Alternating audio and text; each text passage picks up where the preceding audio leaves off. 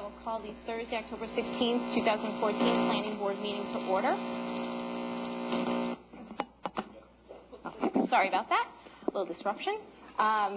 We have a 7 o'clock workshop. The Framingham Planning Board is going to host a Phase 1 zoning bylaw recodification workshop for folks that are interested and town meeting members to better understand the Phase 1 document that's going to be discussed at the fall special town meeting. Town Council Barbara St. Andre of Petrini Associates will be doing the presentation and then answer any questions. We have a 7 p.m. public hearing for 507-517 Concord Street to consider the application for site plan review for the redevelopment of the site for dental office use, Muhabra Scala. We have a 7 p.m. public hearing for 112 and 120 Waverly Street and 12 to 32 Morton Street to consider the application for site plan review, special permit for use, and reduction in the required number of parking spaces and a public way access permit. Site proposals to construct a new warehouse building for the existing metal recycling facility, including accessory office space and the construction of site improvements, including new walls, fencing, parking, and drive aisles, in addition to a modification of the public way access. Paul Galvani.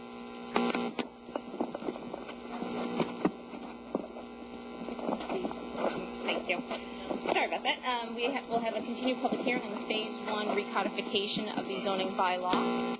We have an approval not required for 0 Meadow Street, which will be extended. We have an extension, but we'll take that up during the public meeting process. We have an approval of minutes for October 8th, 2014.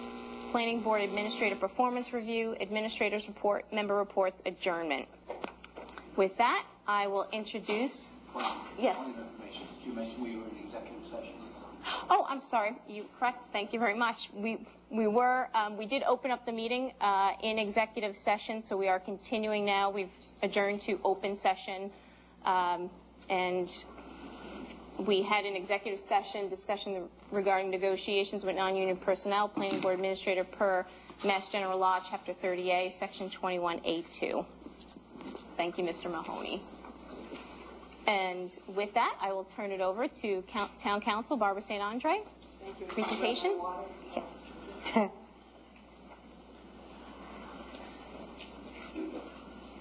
Thank you, Madam Chairperson. Before I begin, I have a sort of a brief presentation, then I can take questions. But before I begin, I just want to briefly say, as you probably know, following the vote of the last town meeting to look at the zoning bylaw, there was a working group that was formed. Amanda was on it, and other members of staff. And we've met a number of times going over the bylaw, making proposed changes. We've met with the Board of Selectmen a couple times. I believe your board was also invited and participated in that, along with the Zoning Board, the Standing Committee on Planning and Zoning. We've gone through a number of drafts. We went and met with the Standing Committee on Planning and Zoning on 2 occasions, and they formed a subcommittee that we spent a number of Mondays going sort of line by line through the proposed changes. As a result of that, there have been some additional edits. So we've come up with a version that we're going to be presenting to town meeting. And I want to thank all of the people that have been involved in this. A lot of people have put in a lot of time trying to do this to improve the zoning bylaws. So you should have a redlined version of the zoning bylaws dated October 21st, 2014. This is the actual document that will be presented to town meeting and voted on, and hopefully you've seen a copy of the motion that will be presented at town meeting. There's also a so-called clean copy, which basically we took the red line copy, accepted all the changes, cleaned up the formatting a little bit. It's a little bit easier to read if you want to see what the zoning bylaw will actually look like. And those are both available on the website, I believe and hope. So without further ado, let's see if I can get this to work. So as an overview, this is actually sort of the motion that's going to be presented at town meeting, and I'm including it here because it's a really good synopsis of what is going to be presented in the proposed zoning revision. First, reorganizing, repositioning, recaptioning, and renumbering portions of the zoning bylaw. That was number one that we wanted to do. Creating a table of uses, adding definitions. We made some revisions to the Section 1D nonconformities to try to bring it up to date with current law and reorganize it. eliminating redundant and unnecessary provisions, and then all sorts of housekeeping amendments like spelling, typographical errors, redundancies, etc. We also spent some time revising and reorganizing the administrative provisions, which are Section 5 in the current bylaw, and then other amendments for clarifications and consistency. So that's sort of an overview of what we'll be doing, and I'm basically going to follow that outline as we go through here. So these are sort of the governing principles of what we're calling Phase 1 of the zoning bylaw review. It became apparent as we were reviewing this that the Phase 1 was going to include recodifying the bylaw into a more logical organizational structure. And part of that was the decision to recommend that we move from the current narrative pyramid-type scheme that you have in your current bylaw to a table of uses. The second thing was to try to maintain the current intent and meaning of the bylaw. That doesn't mean there are no changes in the bylaw, but we agreed we were not going to make any radical changes or address many of the issues that we looked at as we went through the bylaw. Decided to put those off to Phase 2 or Phase 3. Update, correct, and simplify the bylaw, and then identify other issues for later phases. So I just want to run through quickly the revised organization. So the table of contents is actually pretty much the same as what you have now. The biggest difference is number 3, which is the overlay districts. That's a new section that we've added. We've taken out all the overlay districts, which were sort of mixed in everywhere in the bylaw, put them in one spot. The other place you'll see big changes is under use regulations, again, because of the table of uses. So here we are now under general. This is almost exactly what you have right now in terms of your organization and your bylaw.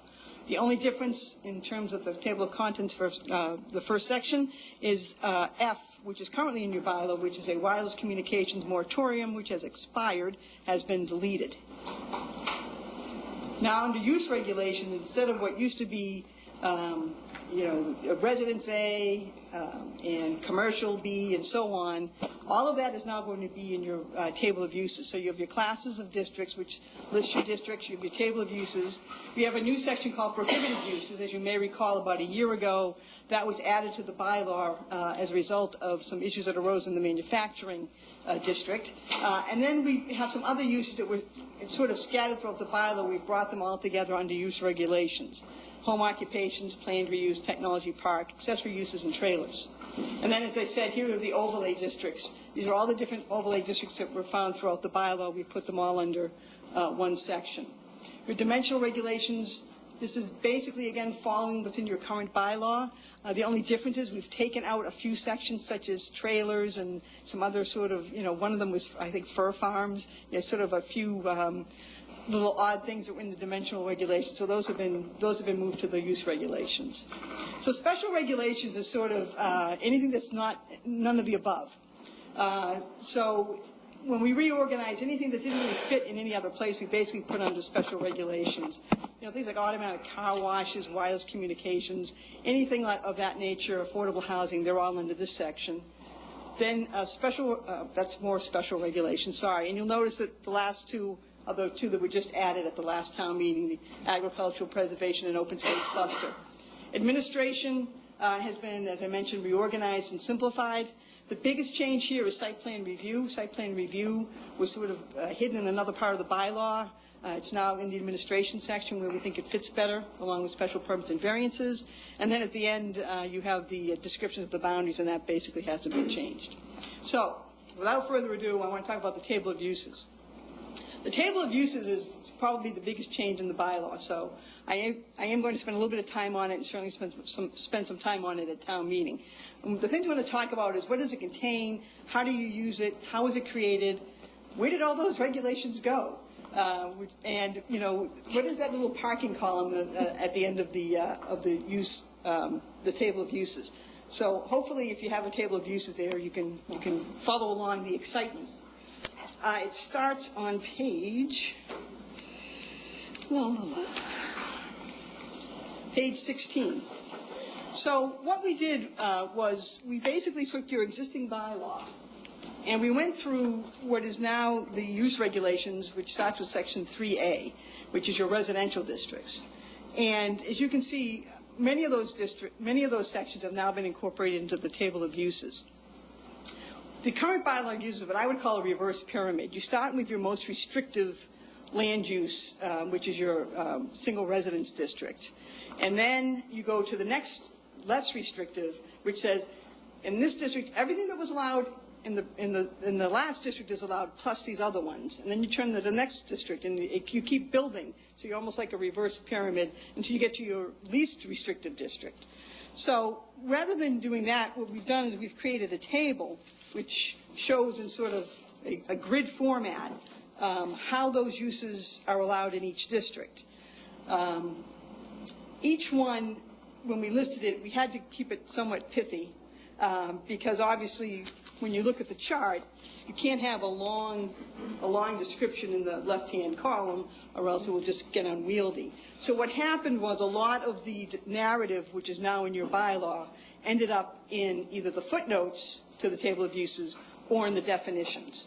And as we go through, we'll see some examples. So the table of uses starts out at the top with an explanation of how you read the table. Y stands for use which is prohibited, which is allowed as of right, yes. N means prohibited. And then because of the way your current bylaw is set up, we had to come up with 3 different categories for special permits. One is SPZ, Special Permit Zoning Board, SPP, Special Permit Planning Board, and SP, Special Permit from either the Zoning Board or the Planning Board, depending on how large the particular project is. So that's sort of how you read it. So then across the top of the table of uses, we have the letters that stand for each zoning district as defined in the bylaw. And then in the left-hand column, we have the uses, and you simply look for the use that you want to use, and look across the grid to see whether in the particular zone it's allowed or not. And again, as I mentioned, there are a number of footnotes that help explain some of this. And that's basically how the table of uses was created. So I wanted to just use a really simple example. So looking at your section 3A, which is the first one, 3A 1B, when you look at it, there's something called, when you look under your table of uses, you'll see something called rental of rooms, and it's under your residential accessory uses. And you'll notice it's in bold lettering. That bold lettering means that that is a term that's defined in the definition section. So if you want to do rental of rooms, you look at 2A, you go across, and you can see it's allowed in all zoning districts except the light industrial, the industrial or manufacturing, open space residential, and technology park. But because it's in bold lettering, you know you have to go and look at the definition. When you go and you look at the definition, which is section 1E, that definition is taken verbatim from what is now in section 3A 1B of your zoning bylaw. So in other words, nothing has been changed, even though it looks a lot different. Rental of rooms is still exactly the same under your proposed bylaw as under your new bylaw. And obviously that's repeated many times in the course of the table of uses. The last thing that's on the table of uses, excuse me, is the parking code. This was something we talked about.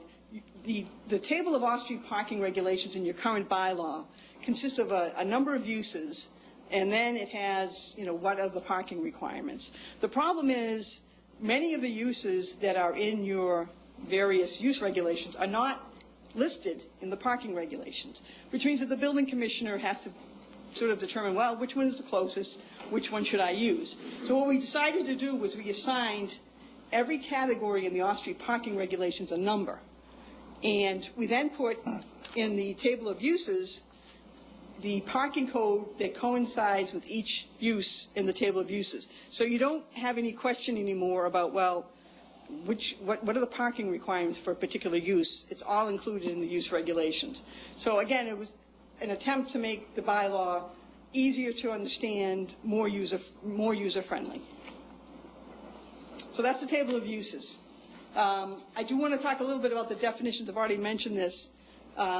We had some discussion about moving all definitions to section 1E.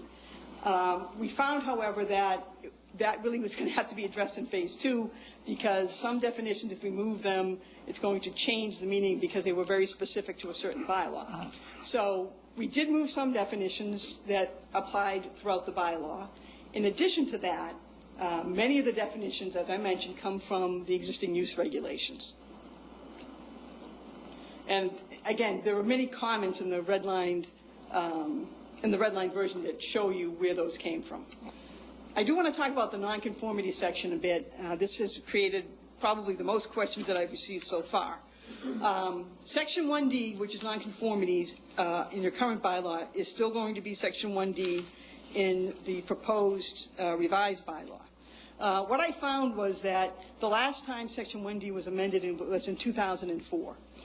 Those of you that do work in zoning and planning know that since 2004 there have been numerous cases decided by the Massachusetts courts interpreting Chapter 48, Section 6, particularly as it relates to single and two-family structures and how they can be altered or reconstructed. So one of the things we had to do, or I had to do, was to go through and see if I could make any changes to your bylaw to update it in accordance with Chapter 48, Section 6, and current case law. So I'm going to go through it a little bit section by section if I can. Again, 1D I start off 1D1, which is the applicability section. That I simply clarified that. So the first real change comes in Section 1D5A, and that has to do with single and two-family structures. And again, under Chapter 48, Section 6, single and two-family structures are treated differently than all other non-conforming structures. So as far as your bylaw is concerned, that's really the only area that really needed to be updated. The other issues were fine as far as commercial structures. So where an alteration or reconstruction, extension, or structural change to a single two-family structure does not increase the non-conforming structure of the nature of the structure, it is allowed by right. So that is state law. So if you have a single two-family home and you're altering it and you are not increasing the non-conforming nature, you must allow that by right. There's no special permit involved. There's no discretion involved. And under state law, the determination as to whether there was an increase in the non-conforming nature of the two-family or single-family home is made by the Zoning Board of Appeals. So those are two items that had to be corrected under that section. Under the next section, which is 1D5B, again, when we look at 48 Section 6, it says, if the alteration, reconstruction, extension, or structural change to a single or two-family structure does increase the non-conforming nature of the structure, it is allowed only if the zoning board finds that it will not be substantially more detrimental to the neighborhood. Again, so this is required under state law. You have to follow that standard. Excuse me.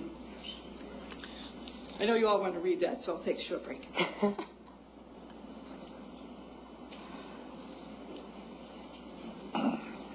So that was the change that we had to make to 1D5B. The next section, which is 1D5C, is actually just moved from another section of the bylaw. So although it's redlined, it's not a new section. Whoops, I'm too fast. Okay, all right. So under your current bylaw, there's a provision that says that the building commissioner can allow alterations, reconstructions, extensions, structural changes, etc. The problem is your bylaw does not have any objective standards as to how he makes that determination.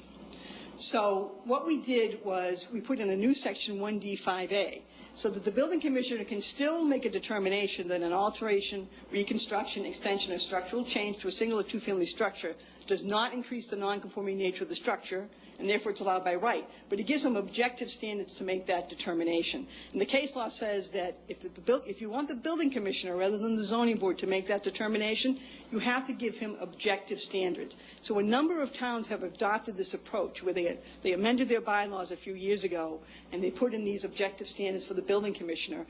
The idea being we don't want every extension of a porch on a non-conforming single-family home to have to go to the zoning board. So let the building commissioner make some of the decisions. So that's what you have now, which is 1D5D, which is a new section in your bylaw. 1D6 wasn't changed. 1D7 governs when non-conforming uses or structure are abandoned or not used. Again, this is another section of Chapter 40, Section 6 that was amended a number of years ago. Before, abandonment was the standard. Then it was changed to either abandonment or not use. So I put the language up there. It says a zoning bylaw may define and regulate nonconforming uses and structures abandoned or not used for a period of 2 years or more. Now, your bylaw uses the terms discontinue and abandonment. Again, that's old language before the Chapter 48, Section 6 was amended. Those are synonymous right now under Chapter 48, Section 6. Discontinuance and abandonment both mean abandonment. So in order to get your bylaw in with the new wording of Chapter 48, Section 6, we now have abandonment or non-use, which is the term that's now used by Chapter 48, Section 6. And that's basically the changes we made to nonconformities. Originally, in an original draft, which you may have seen, I had suggested some changes to the nonconforming lots, the grandfathered lot provisions. However, after discussion with the Standing Committee on Planning and Zoning, I agreed that, we'd made enough changes to the section that, the changes to that particular section were not as pressing. And so we left that section alone. So those are the changes for nonconformities. So other than that, the only other really major changes to the bylaw are in the administrative provisions, which are all the way now to the end of the bylaw, section 6, which starts on page 161. So again, a lot of this is just simply rearranging and trying to make it more logical. So we started off, for example, under the enforcement, which was the first thing. Section 5H, which was related to enforcement, was moved up to Section A as part of the enforcement section. We added a sentence referring to the non-criminal ticket enforcement alternative, which is available under your general bylaws. Your general bylaws right now says that any bylaw which has a specific fine can be enforced by the non-criminal method. So I added a sentence putting in a specific penalty for non-criminal enforcement so that now the building inspector will have that as another alternative means of enforcing the bylaw. And then we changed some of the language for the building commissioner to give him more discretion in enforcing the bylaw. So those are the changes in enforcement. The rest of the changes in the administrative provisions were basically updating and rearranging. So, for example, there were some outdated provisions under Section B that were deleted. The mixed uses provisions, I moved to the mixed uses section that seemed more logical. The notification of public hearing has been moved up to Section C. Originally, it was at the end of the administrative provisions. It seemed more logical to me to talk about notification of the public hearing at the beginning rather than at the end of the administrative provisions.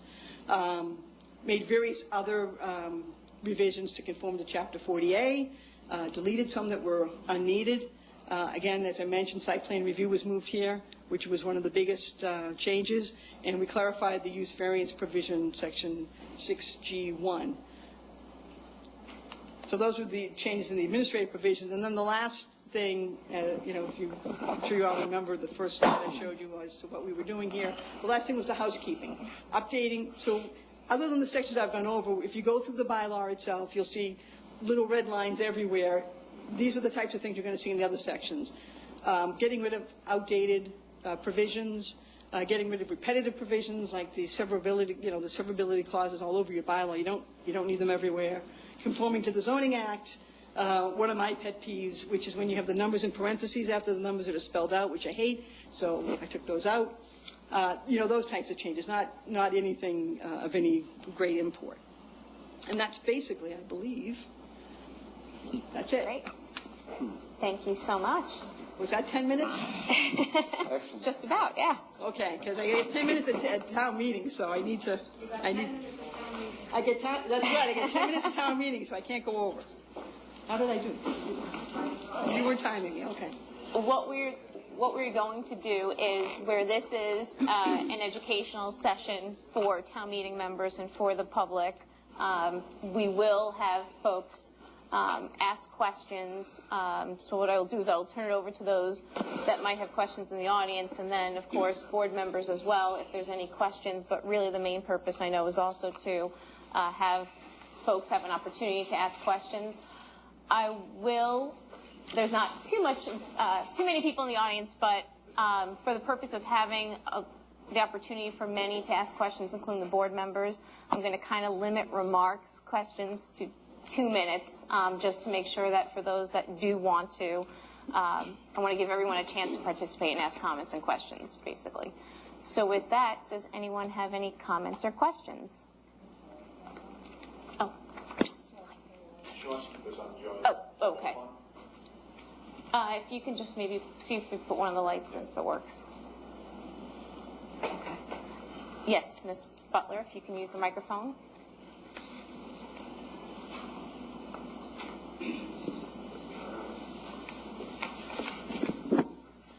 Shall I direct my questions to Town Council? You can do it through the chair to Town Council, yes. Okay. I have 5 questions. I would like to know what case law can be cited to support switching the authority to change non-conforming single and two-family buildings from the building inspector to the ZBA. Okay. Do you want to just read all 5 of your questions, and then I can turn it Sure. back over to Ms. St. Andre? The second question is, hearing notices for special permits and variances are now made at the expense of the town rather than the applicant, apparently because further bylaw amendments might have to be made if the general laws change. I just don't understand. I mean, because throughout the bylaws, there's plenty of references to the general law. So if those general laws change, there'll certainly be bylaw changes. Okay. My third question is, the drafters enlarged the authority of the ZBA to vary by variance uses not otherwise permitted in certain districts. I know a little bit about the planned unit development, so I'm concerned that by enlarging that authority of the ZBA, in light of the fact the Danforth Green case is still in litigation, might be premature with regard to this one amendment.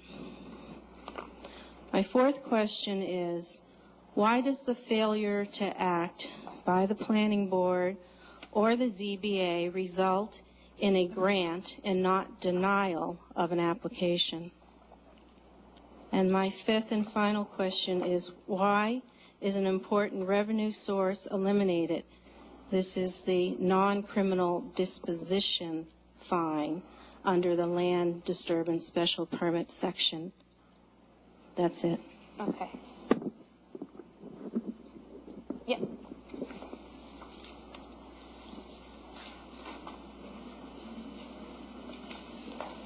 So the first question had to do with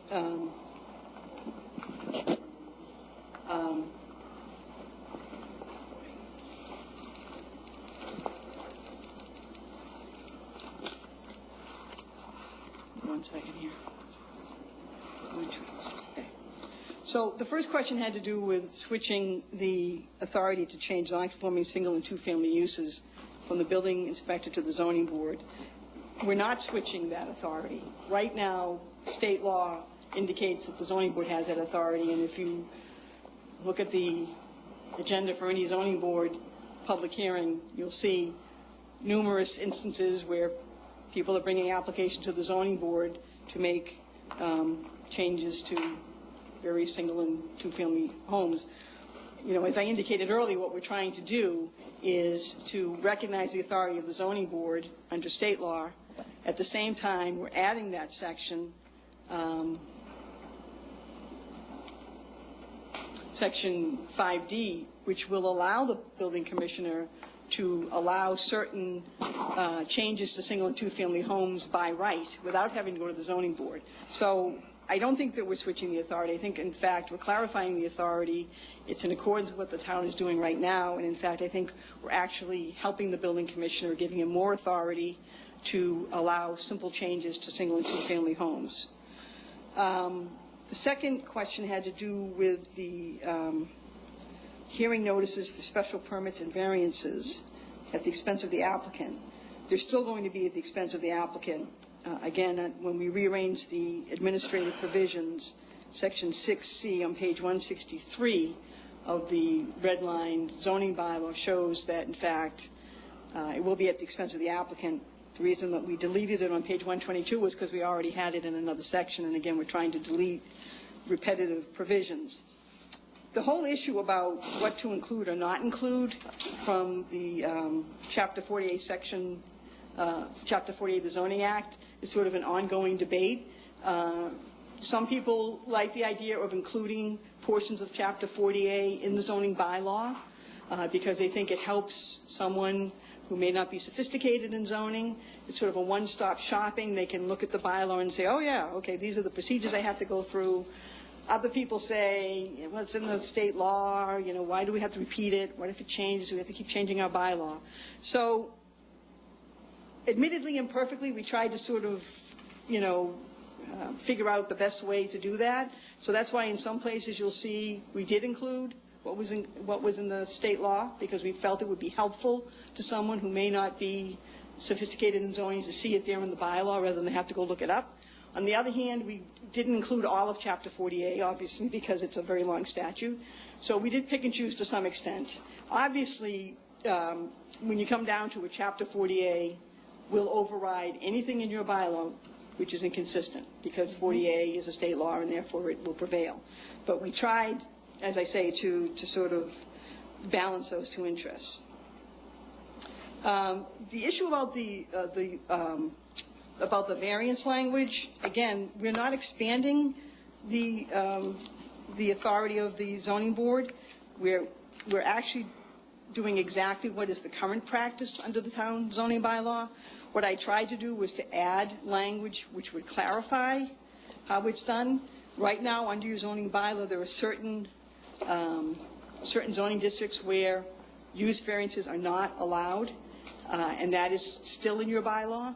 And I've also included a provision that cross-references another provision in your bylaw that says there are certain prohibited uses which can't be allowed in any zoning district by use variance.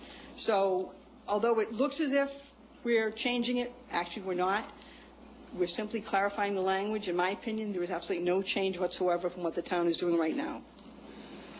The reason the failure to act by the planning board or zoning board results in the grant and not the denial of an application is because that's provided by Chapter 48, Section 9 and 10 under state law. If you miss certain deadlines, the law says it's a constructive grant. There's nothing we can do about that. And finally, on the non-criminal disposition fines, again, as I mentioned in my presentation, we did take it out of the land disturbance because we added it at the end, so it applies not just for land disturbance, but for the entire bylaw. That was that sentence that I added in the enforcement section. So now we can do non-criminal tickets, not just for land disturbance, but for any portion of the bylaw where there's a violation. So I think actually that will expand, hopefully, the use of the non-criminal tickets. Thank you. Are there further comments or questions? Yes, please approach the mic.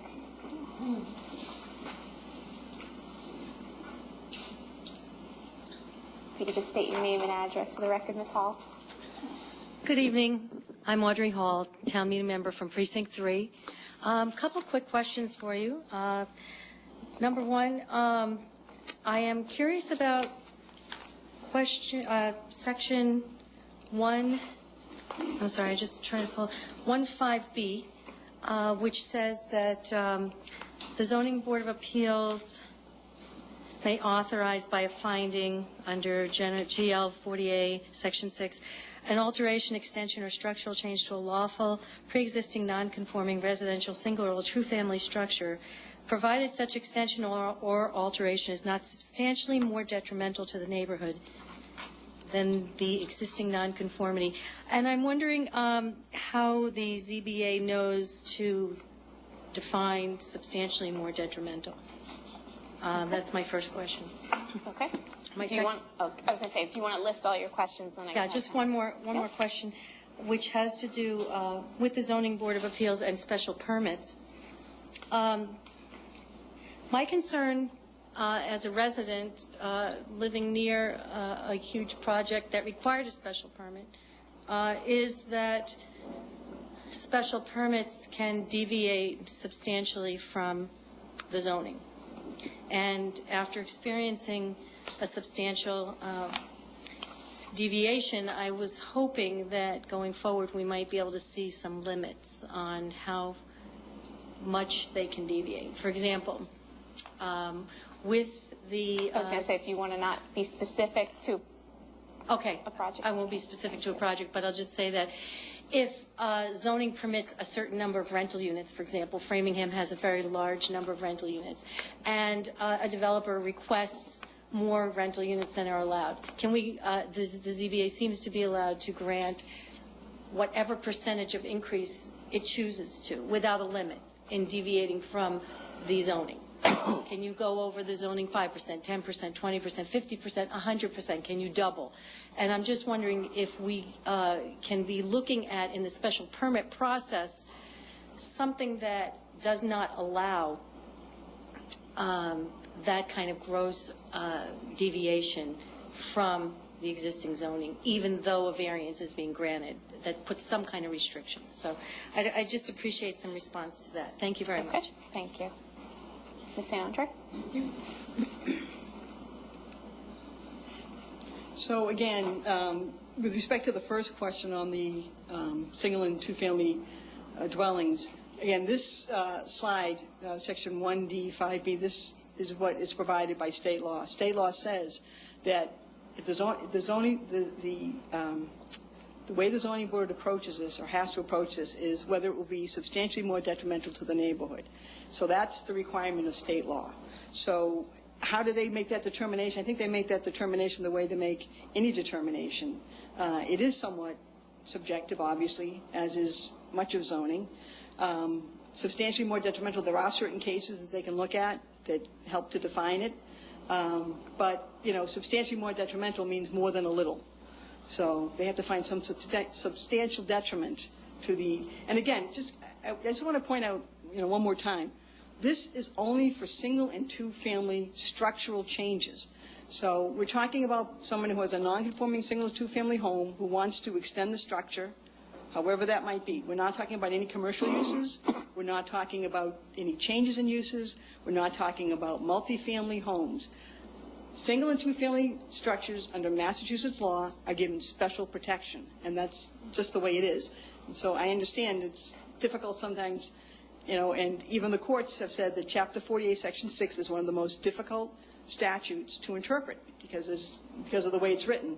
You know, obviously, this case law to guide you, and as I said, it obviously substantially is more than just a little, but you know, there's obviously no specific definition.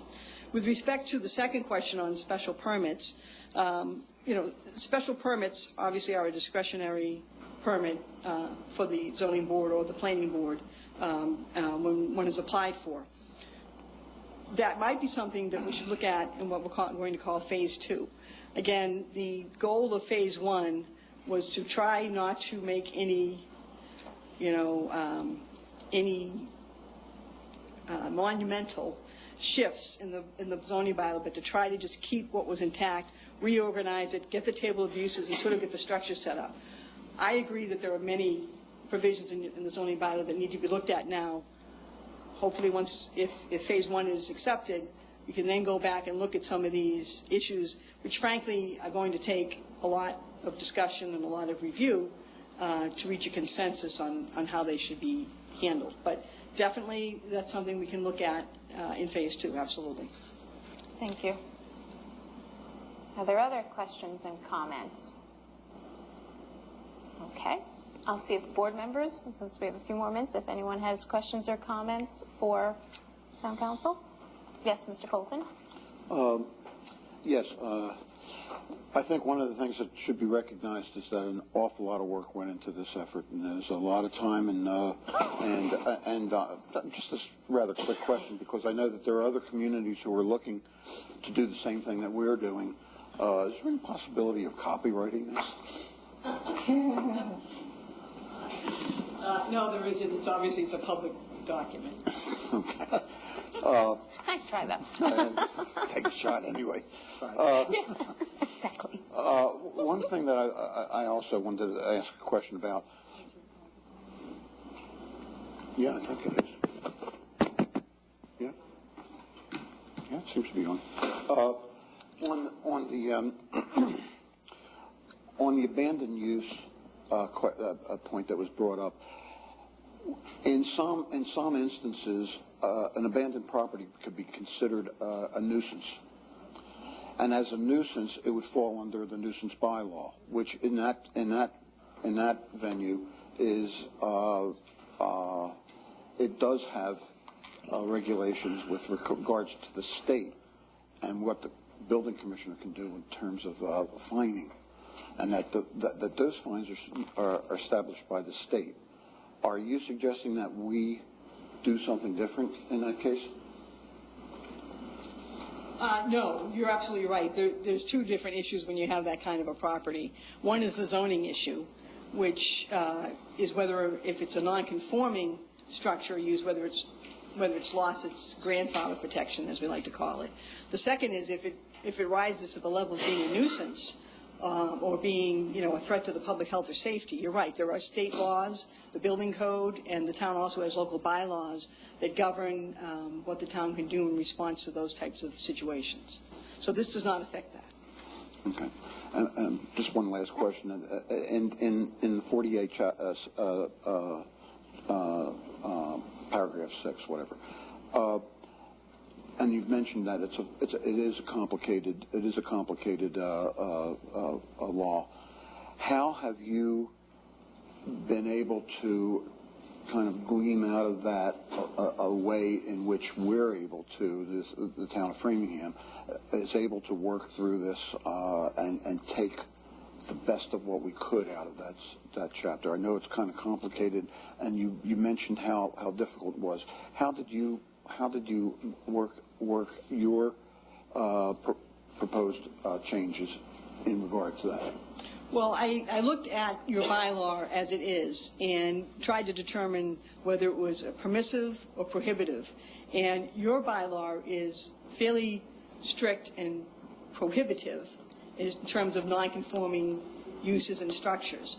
So except for single and two-family structures, which again receive special protection under state law, the town has a much freer hand in terms of commercial uses and multifamily uses, in terms of you don't have to allow the same type of protections. So for those uses, for any uses other than single and two-family, I left the bylaw exactly as it was, which is fairly strict, because that seems to be what the town wants.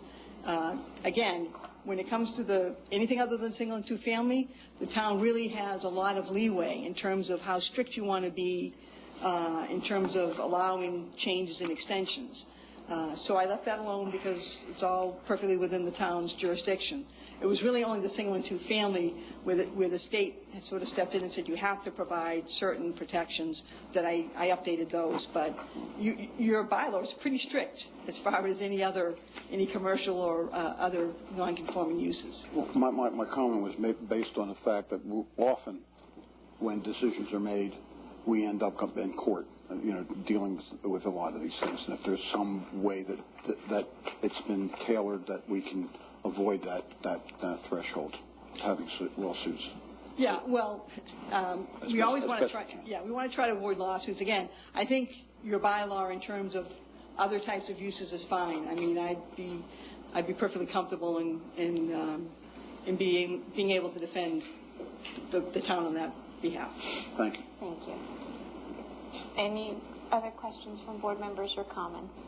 Mr. Mahoney. Just quick comments. I'd like to thank town council as well as the subcommittee for all the hard work that was done. This is a monumental task that is long overdue, and I realize this is only the part one of it. I think it's long overdue, and I want to thank you for all the work that you have put into it. It makes sense to me the way it's been set up, and I look forward to seeing the next phase and trying to clean it up the other way to make sure that we take things out that no longer apply, which I'm hoping that's phase 2 or phase 3, whichever it goes in, because there are a lot of things in this bylaw that need to be removed because they're out of date, they're just antiquated.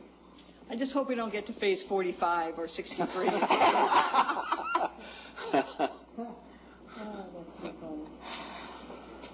Are there any other comments or questions? Yes, Ms. Long. Good.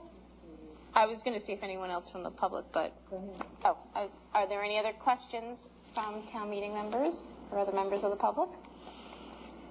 Okay, Ms. Long, the floor is I would yours. just say, I agree with Mr. Mahoney. As part of the working group with Ms. Birkenbetti and others, Mr. and a few other people out in the public on planning and zoning, great job, a lot of work, short money for a big job, but I think you did a great job sticking within the parameter of what was expected for phase one, even though there were some things I myself, as one board member, would have preferred got expounded upon, but we'll wait till phase two.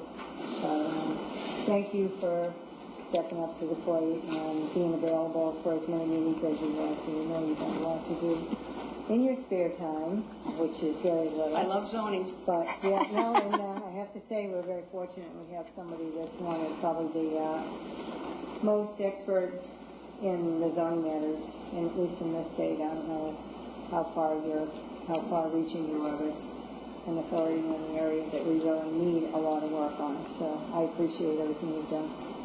Thank you. As I said at the beginning, I appreciate all the work that everybody's put in.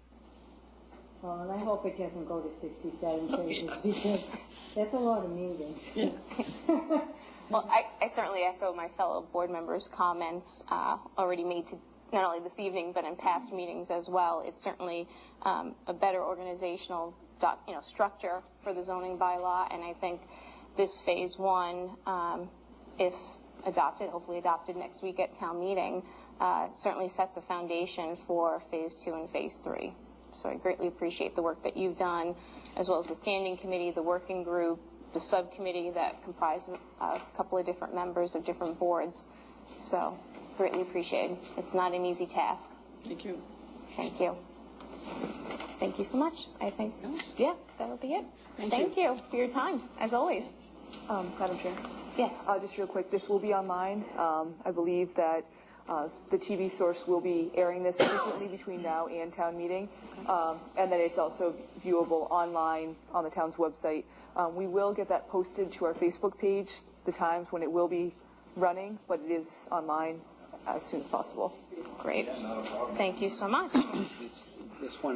This version's not on the planning board website yet, is it? Because I just looked. I didn't see it. It has the September 29th version as the link on the planning board's page, the town's page. I went to the... We don't have access to the website at this point, I don't think, do we? No. No, it's, what they're doing is our town website is actually getting an overhaul at this point, so we can't post things, so we have to send everything that we want posted to the webmaster, and then the webmaster updates things, so we're a little behind. Maybe you should have them direct them to the Facebook page, if you will. Yep, we will. And if there's a possibility where they can upload the documents, especially with town meeting coming up next week. Yeah, I thought that was a priority, so I will make sure, because I know I sent them the moderate slope bylaw as well, which had been modified at our October 2nd meeting. So.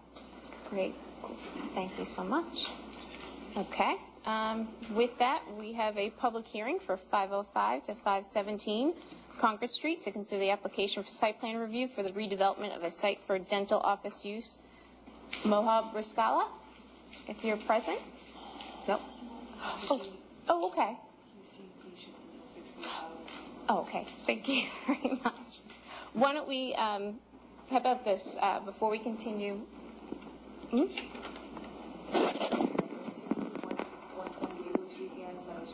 Correct. I was going to do the A&R first and then do, in case folks were here for that. Do you have the extension? Thank you. Members, I'm going to take one of the items out of order, which is the approval not required for 0 Meadow Street.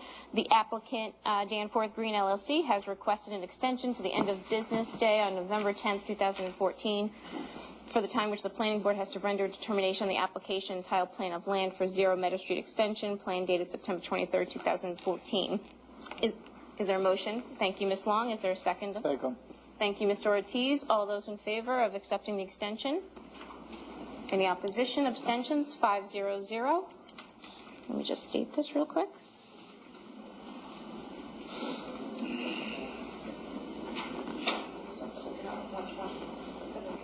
need a folder. I gave it to you. No, for 517. Okay. Thank you.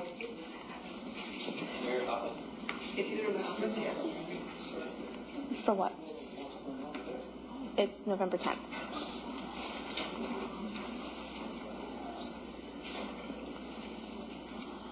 Okay, why don't we do the continued hearing on the Phase 1 recodification? Do we want to, unless we want to wait for Mr. Mello? True, why don't we do the continued public hearing for the Phase 1 recodification then? Yes. Yes, that is correct. So we'll have the continued public hearing for the Phase 1 recodification of the zoning bylaw.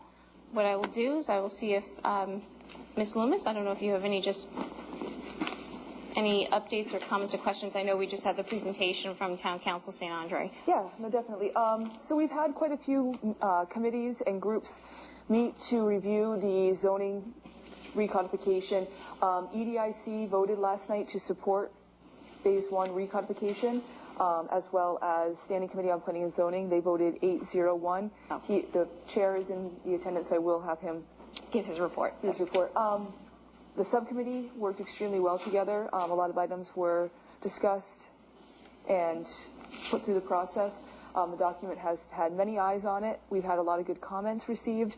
So we're in the phase of actually the planning board needing to make a vote prior to town meeting. This is Article 8.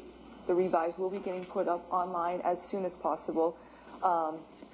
We will be having this workshop was televised, as we just talked about, and it will be aired frequently between now and actual town meeting.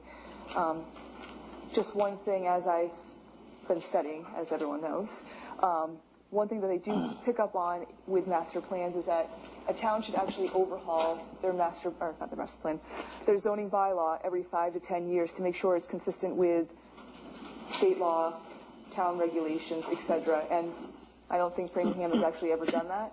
We attempted back in 1980, which was voted down. So hopefully this one's a little bit more successful, especially we've had a lot of eyes on it. So that's where we're at.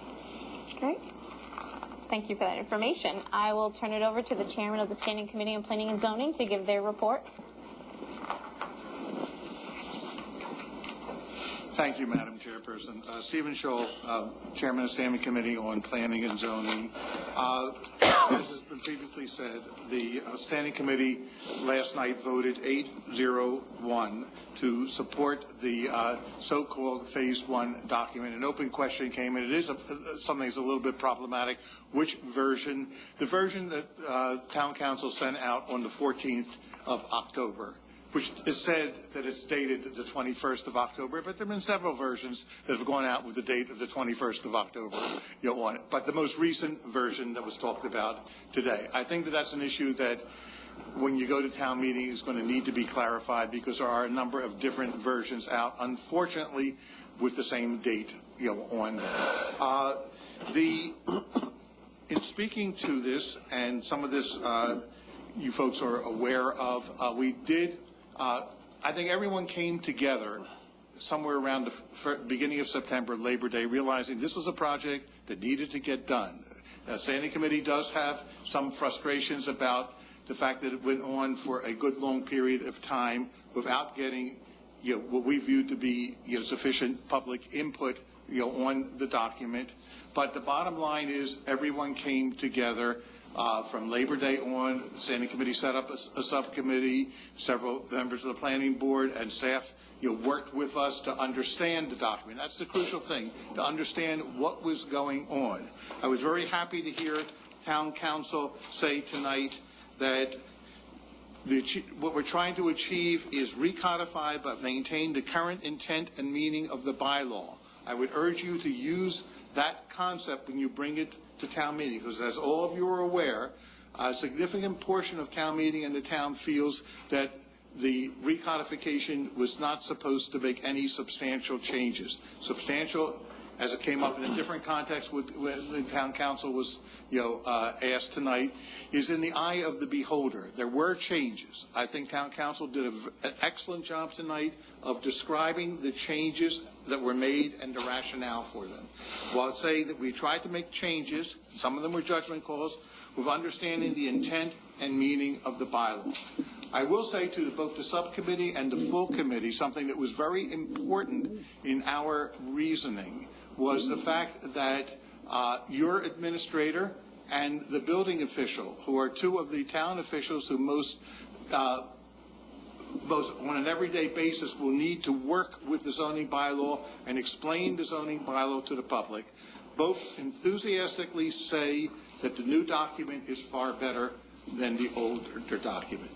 Now, I will say that the building official does qualify that by saying it still needs lots of work, and he's being a little bit aspirational in his support, of it.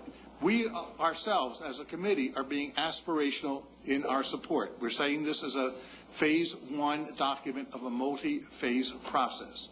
As your planning administrator is aware, and as the several members who work with us on the subcommittee are aware, the Standing Committee on Planning and Zoning will be presenting a resolution at town meeting to try to encourage the process that's happened over the last month or so of working together, getting public comment. There's still a lot needs to be done. The nomenclature, which maybe worked to bring us this far, of phase 1, phase 2, and phase 3, might ultimately be counterproductive. There's a lot on the plate. While, as town council says, we don't want 43 phases, we do have maybe 43 ideas that need to be dealt with, or 43 issues that need to be dealt with, and there needs to be some prioritization of them. Some of them, phase 2 is just mostly viewed as cleanup, the way it was originally structured. Phase 3 is new initiatives. New initiatives could go on forever.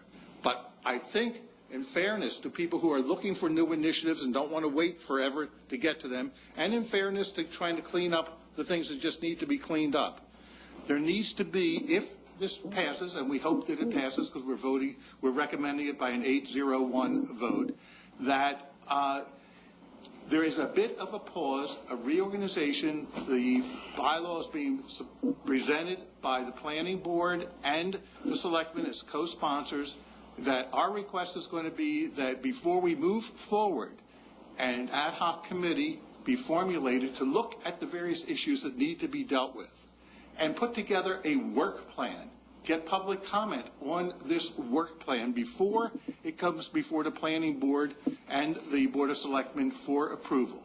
And keep the ad hoc, make a presentation to town meeting in the spring on this work plan. Maybe a couple of the items will come forward with the work plan for the spring annual town meeting. But keep the ad hoc committee in place to work through until both the planning board and the Board of Selectmen say this project of recodifying the zoning bylaw is completed. We need a better process of figuring out how we stage the rest of it.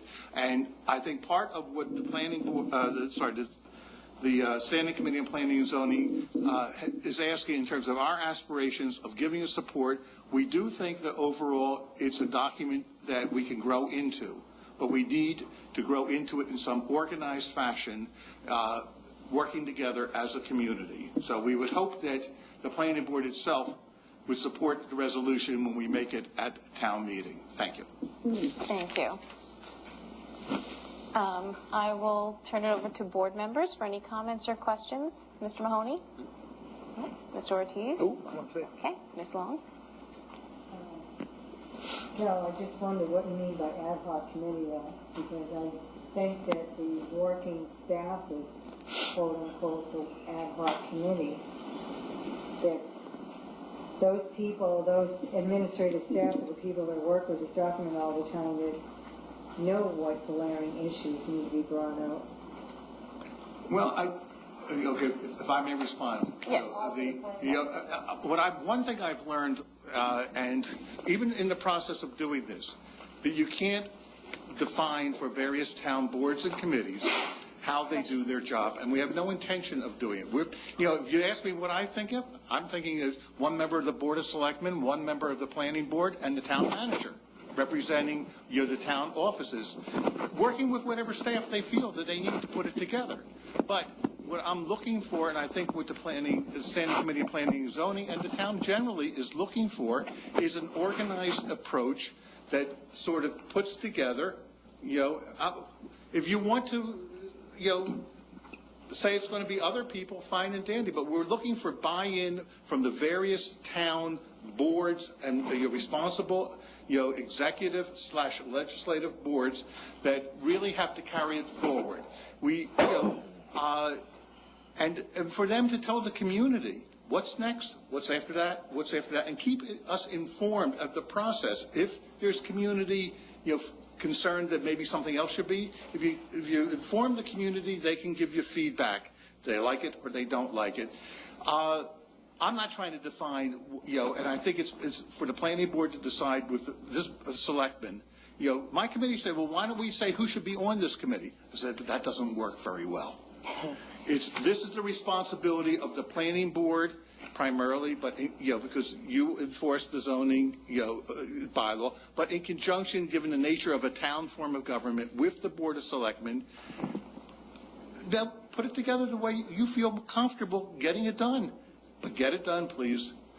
I just wanted to, that's all I wanted to know is a clarification on what you were referring to, but before I can even think to support something like that. And correct me if I'm wrong, I think maybe perhaps the ad hoc committee that's being suggested is to sort of set up that process/work plan, but then the actual working group would be, yes, back to the working group. Right. So, in terms of prioritizing, and I think that certainly Developing the work plan. Yes. That's what it's all about. what's going to be the process and what's going to be the prioritization of these, say it's 10 items, what's going to be the prioritization, and then that goes to the working group that worked on the phase 1, and they actually work up the changes, and then it comes back. One thing that your planning director Microphone. said, sorry. Thank you. Your planning administrator said is that it might not be the same work group for different parts of it, because Correct. you want to hit work groups to have the right expertise to get the job done in the right way, and so you want to have that flexibility. But what we're looking for is that there is a coordinating committee to make sure it gets done in an expeditious manner. That sounds, for me speaking as one board member, that certainly sounds reasonable in terms of developing the work plan in the process. Right. I just wanted clarification of what that precisely means. Just like you want clarification of every little thing that you would be quote unquote the charge, basically. So if it comes up at town meeting, I need to know what I'm getting into before I support Give it. you feedback if you want the resolution changed. It's not final yet. Okay. So keep us apprised of that, please. Mr. Colton, did you have a comment or a question? No. Okay. Where this is a public hearing on the recodification, the phase 1 of the zoning bylaw, Article 8 that's going before town meeting. I just want to see if there's any last public comments or questions. Seeing none, I will bring it back to the board I'll for make a motion. I'll make a motion that the planning board endorse, approve, support, and recommend favorable action on Article 8, which is Phase 1 recodification of our zoning bylaws to town meeting. Second. Do we want to just friendly amendment, add the latest version of the document? Well, or date it? It's Article 8 as presented tonight. How about that? With the version of the dated October 14th, 2014. That's all I was looking for. Okay. Thank you. Ms. Salinas. Wait, what was the date on that? October 14th. October 14th, the one that came from Town Council? Can you say received on October 14th, because the document is actually dated October 21st. Okay. So say received on.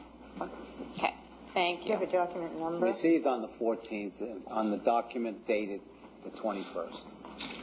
Thank you, Mr. Mahoney. So there's a motion and a second. Yes, Mr. Ortiz. I just wanted, because I didn't hear clear, we're endorsing. Recommending favorable action. Yeah. Supporting and right, recommending I just said favorable action to endorsing, town approving, meeting. Right, okay. supporting, and Yes. recommending No, favorable it's action. our I thought I hear the It's our approve. article, so we're supporting, not approving, we're supporting, supporting. and then Okay. recommending favorable action. Report to town meeting, and that's what. No, this I will understand say. that. I just wanted, because I thought I hear they will approve it, and we just Yeah, we're approving recommending it for further action to recommendation. our. Correct. clarification. Okay, we have a motion and a second. Any further discussion? Seeing none, all those in favor? Any opposition, abstentions? 5-0-0. Okay. What I will do is I will open up the hearing on 112 and 120 Waverly Street and 1232 Morton Street. I'll do that first. Pursuant to sections 3G, 3A, 4B, 1C, 4I, 2C, and 5E of the Framingham Zoning Bylaw and Article 6, Section 8 of the Framingham General Bylaws, the Framingham Planning Board will hold a public hearing on Thursday, October 16th, 2014, at 7 p.m. in the Blondie Room Memorial Building, located at 150 Concord Street, Framingham, Massachusetts, to consider the application for Applebaum Realty Company, LLC, for site plan review, special permit for use and reduction in the required number of parking spaces, and public way access permit. Said proposal is to construct a new warehouse building for the existing metal recycling facility, including accessory office space and the construction of site improvements, including new walls, fencing, parking, and drive aisles, in addition to a modification of a public way access. Said parcel of land is shown on the Framingham Assessor Sheet 92, Block 194, Lot 3, 5, and 14. The property is located at 112 and 120 Waverly Street and 12-32 Morton Street, and is located in the Business B and General Manufacturing M zoning district. The application and plan submittal is on file for review in the Planning Board office, room B37 of the Memorial Building, and available online, www.framinghamma.gov, on the Planning Board webpage. This hearing will actually be continued without testimony to November 6th at 7 p.m. Cool, if you can pass that down. Thank you. Next, I have going back up to the agenda, 505-517 Concord Street, to consider the application for site plan review for the redevelopment of the site for dental office use. Mahab Raskala, if you're present, if you want to please approach. I'll read the legal notice. Pursuant to sections 4I to A of the Framingham Zoning Bylaw, the Framingham Planning Board will hold a public hearing on Thursday, October 16th, 2014, at 7 p.m. in the Blondie Room Memorial Building, located at 150 Concord Street, Framingham, Mass. The public hearing will be held to consider the application by LaCourte Holdings, LLC, in care of Mahab Z. Raskala, for site plan review for the redevelopment of the site for dental office use. Said parcel is shown on the Framingham Assessor's Map, Sheet 230, Block 36, Lot 12, located at 505-517 Concord Street, and is located in the Business B zoning district. The application and plan submittal is on file for review in the Planning Board office, room B37 of the Memorial Building, and available online at www.framinghamma.gov on the Planning Board webpage. Pass that down. And then you can just come back. Okay, good. Thank you. If you'd like to introduce yourself and your project for the record. I'm Dr. Moab Ziraskala. I'm an orthodontist, and I'm here for a minor site plan review for 505-517 Concord Street. It was previously a restaurant, Chinese restaurant, and I'd like to convert it into a dental facility with very nice parking and very nice landscaping. Would you like me to take you for a tour through the... Yeah, if you could, and okay. You can take the microphone from the podium right over there, because it's cordless. And you have pictures of We do have copies of the existing plans and the proposed. Hello? Okay.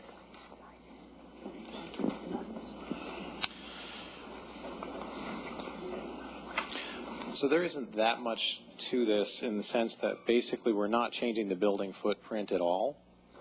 We're going to improve the facade. I just don't want to make you crick your neck here. We're going to improve the facade.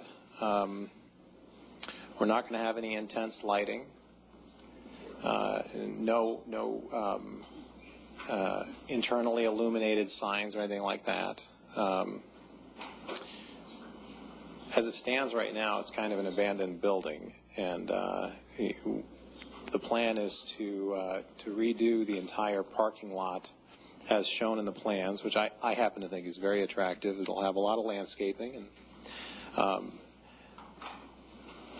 I've worked pretty closely with Amanda in developing the landscaping design on this. I happen to really enjoy landscaping in terms of design. So if I can bring out some of the features of that, besides the asphalt that's going to be on the parking lot as shown here, instead of having grass, because I'm not a big fan of grass, from an upkeep standpoint, it can get out of control. We're going a little more expensive than grass, and we're going with Pachysandra. That's my typical approach. I don't know if you know Pachysandra, but it's a low-growth green that's all year-round green. It does well with throwing snow on it if you need to, and otherwise it never gets too big, and it always looks pretty tidy. We also have pavers in the walkway areas in front of the building, and we have a variety of trees that are going to be placed that are really consistent with what Ms. Loomis had indicated she thought was appropriate for the site. The curbing, we could have gone with less expensive curbing, but I'm actually going with granite curbing, which I think will be really sharp and look great driving down that street. So there isn't really that much to it if you have any questions. Thank you very much. I will turn it over to Ms. Loomis. So we have a staff meeting, well attended. Everyone had really positive comments regarding the site. Community economic development supported the landscaping improvements. I guess I turned myself to mute. Staff meeting, everyone was really positive and supportive of this project. Community economic development complimented on the landscaping and the site circulation. As you will note, on the south portion of the property, they've actually reduced the number of parking spaces. Originally that had parking spaces, and now it's an increase in landscaped area. The site, as we know, is right across the street from a previously approved project that is in the construction phase, so this will be a great asset to that area, especially with the increase in landscaping. I believe the applicant had noted that there was a potential of removing the front windows, the rounded front windows in the front of the building, and replacing those with a more aesthetically and architectural pleasing look, which would be more energy efficient and also present the building on a better scale. There are a few access points. There's full circulation. The fire department has access to the building. It is fully handicap accessible, providing 3 places, which is actually more than what is required. They are all accessible to the building as well. Landscaping at the ends of islands and also throughout the parking lot. There is a fence separating the residential with the property currently. The building department had no other real comments, just that if the applicant was going to remove those windows, they would just go right through the building department. The sign has not been determined, but the location of the sign has been determined, which is in the front of the landscape area in the front. So at this point, this project has gone through a thorough review. DPW has provided a draft letter, but we don't have that in official form, so I haven't released that yet. But it is just the standard comments. The only comment that was on there was regarding the grease traps, because it was an existing restaurant. The applicant will be removing that grease trap during the time of construction, so that is resolved. So at this time, I have drafted a draft decision for this project, which you did receive in your packets tonight. It has been reviewed and had opportunity to review. Obviously, it would need the hearing section inserted in if you were to vote this tonight. But this project, from a standpoint of staff comment, has been thoroughly reviewed, and it could be voted if the board chose to at this time. Okay, thank you. I will turn it over to the board members for comments and questions. Mr. Mahoney? I noticed the community and economic development letter that we received in our packet suggested that the site plan be modified to eliminate the curb cuts. There's 5 curb cuts on this particular lot, which we kind of agree that's kind of a lot.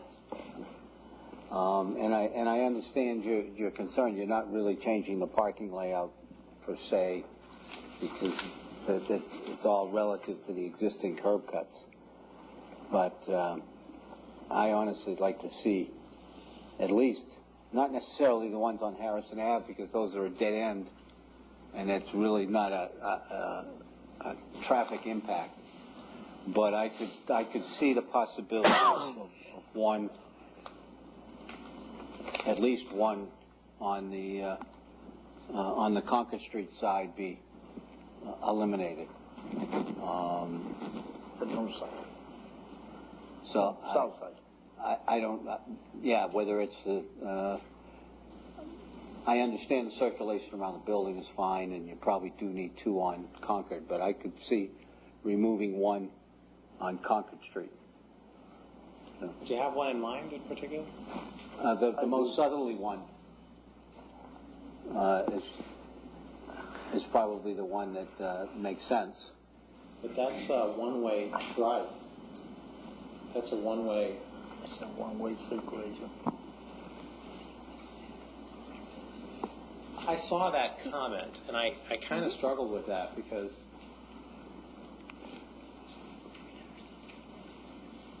I think it lays out pretty well. It's a big lot, and I realize that 5 curb cuts seems like a lot, but at the same time, I really think if you lose one of those curb cuts, that parking becomes more complex.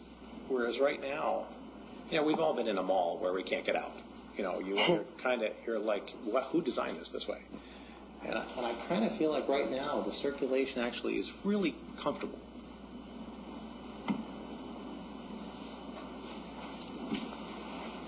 You got that aisle, even though it's one-way circulation, it's 28 feet wide. Okay. That's more than excessive. Okay. I could see. You wouldn't be able to leave from that side then. You'd have to go all the way back around and go through the other side if you did that. I mean, I know you've got 63 parking spaces. I mean, Isn't that 49? I thought that was 49. The plan says 63, but it's actually 49. It says parking of. It's 16, It's 49 parking spaces currently. but the plan says 63. It hasn't been changed. We were going to change Yeah. that at the end. But 43 parking spaces are required. And he's provided 49. because I could almost see that particular parking field be changed. You've got 3 rows of parking, whether you could change it to 2 rows and just have an aisle, a 2-way aisle in, so you're consolidating the 2 curb cuts where you have your landscape area between the parking fields, between the parking spaces. You could probably reconfigure that, maybe get more greenery around your building, but only having two aisles, if you will. I don't know. I haven't studied it. You know, I will do whatever you guys really feel is appropriate. My own feeling really is that this is a huge site, and the future of that site, I don't know exactly what that would be, but it might make some sense to actually consider that we might want to do something else with the right side of that site in the future. I have no idea, but you know, it might be as that whole stretch grows and develops. You have the CVS across the street. I suspect there's going to be an organic development of that area. That far right side is actually a separate lot in the lot maps. It's a separate lot, and it may be something that would be, you know, I would sell that off perhaps, or something like that. To lose that. Well, I guess that's my question. Right now, you don't have plans to do that. Right. It ends up being, when I look at the site, we're kind of using the site, and it seems to me that I feel like it's more than what we actually would need. But that's kind of how it was sold, so we're just kind of occupying it and using it. Sure.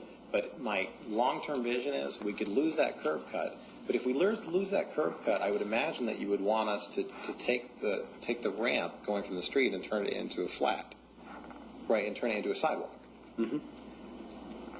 But I kind of sense that in the future, it's going to be something that's going to end up being put back. And so in a sense, I would be kind of going full circle on that. I'm just proposing that may be the case. Again, it doesn't really matter if we want to go into a sidewalk, but my instinct is that that curb cut's going to be something that's put back for future development.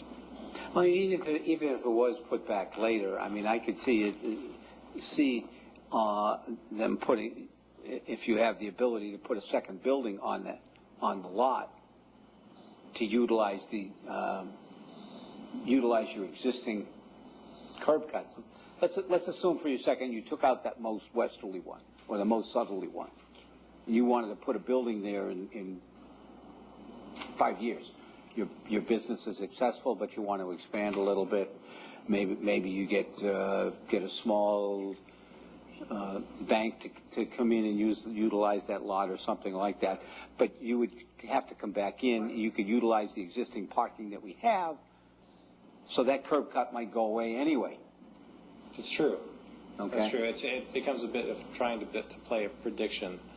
Okay, so if we remove that curb cut, what do you think about then maybe making a passage here? Yeah, I mean that's what I would say. You could actually probably lose maybe 6 parking spaces there and get an aisle with a. And that would still put us 43? As long as you don't decrease before Under. 43, you're fine. You could take out, because 9 and 9 is 18, so it's 18-foot drive aisle. You could take out, you could take out 6. You could still get a landscape buffer or some type of separation between the circulation.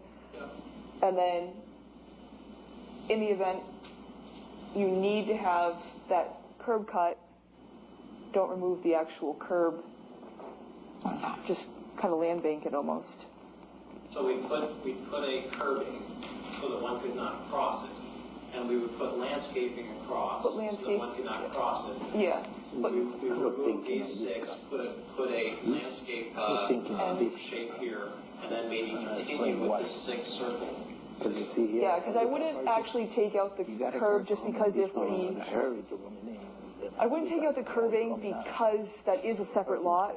So if you leave the actual curb cut there, but you make it so it's not passable, so you put the landscaping in, table it up and everything.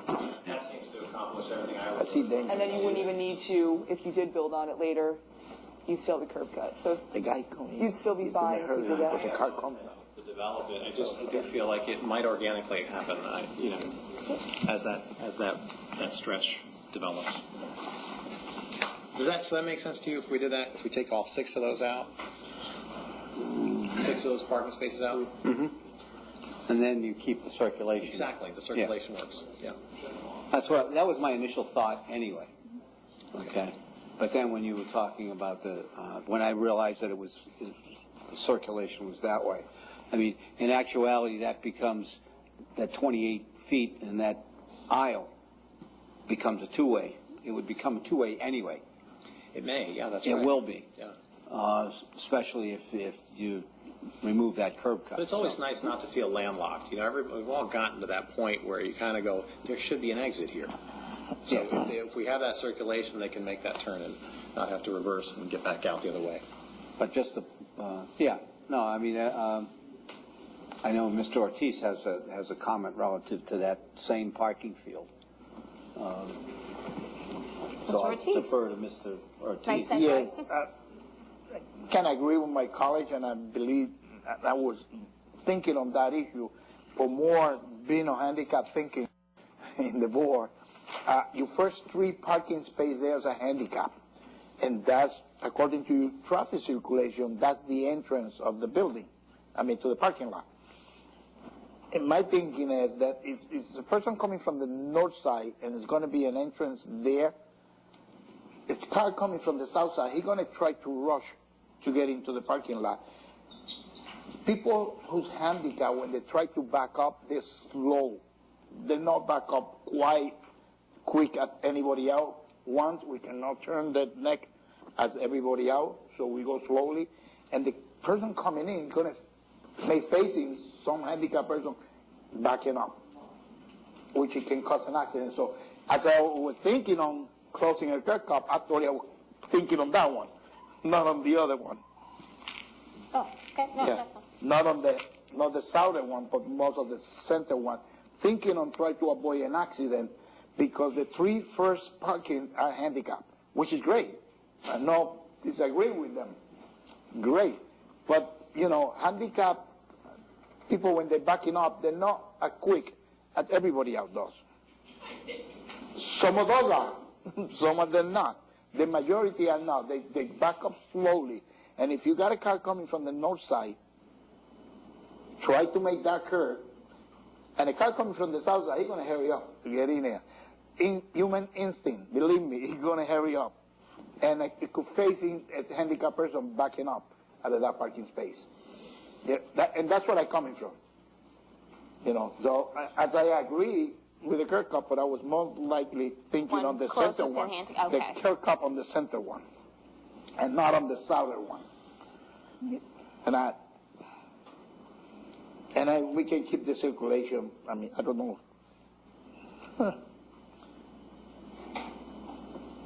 But same thing. The two in Harrison, it has no meaning on it. It's a dead tree, so they can only go one way anyway. So I don't see make some people turn here, but it don't make a lot of danger at that entrance does because of the tree handicap parking. And I know saying it to move it. I like it the way they are. I like it perfect. So it's something to think about, especially when you're requiring a waiver on traffic study. So, you know, we counting up our experience on different traffic study that has been done on the street and how the pattern of the traffic is on Concord Street, sure, which is a very busy one. And really people coming from the north side have to make a left turn right there. There's no other way. Yeah, you know,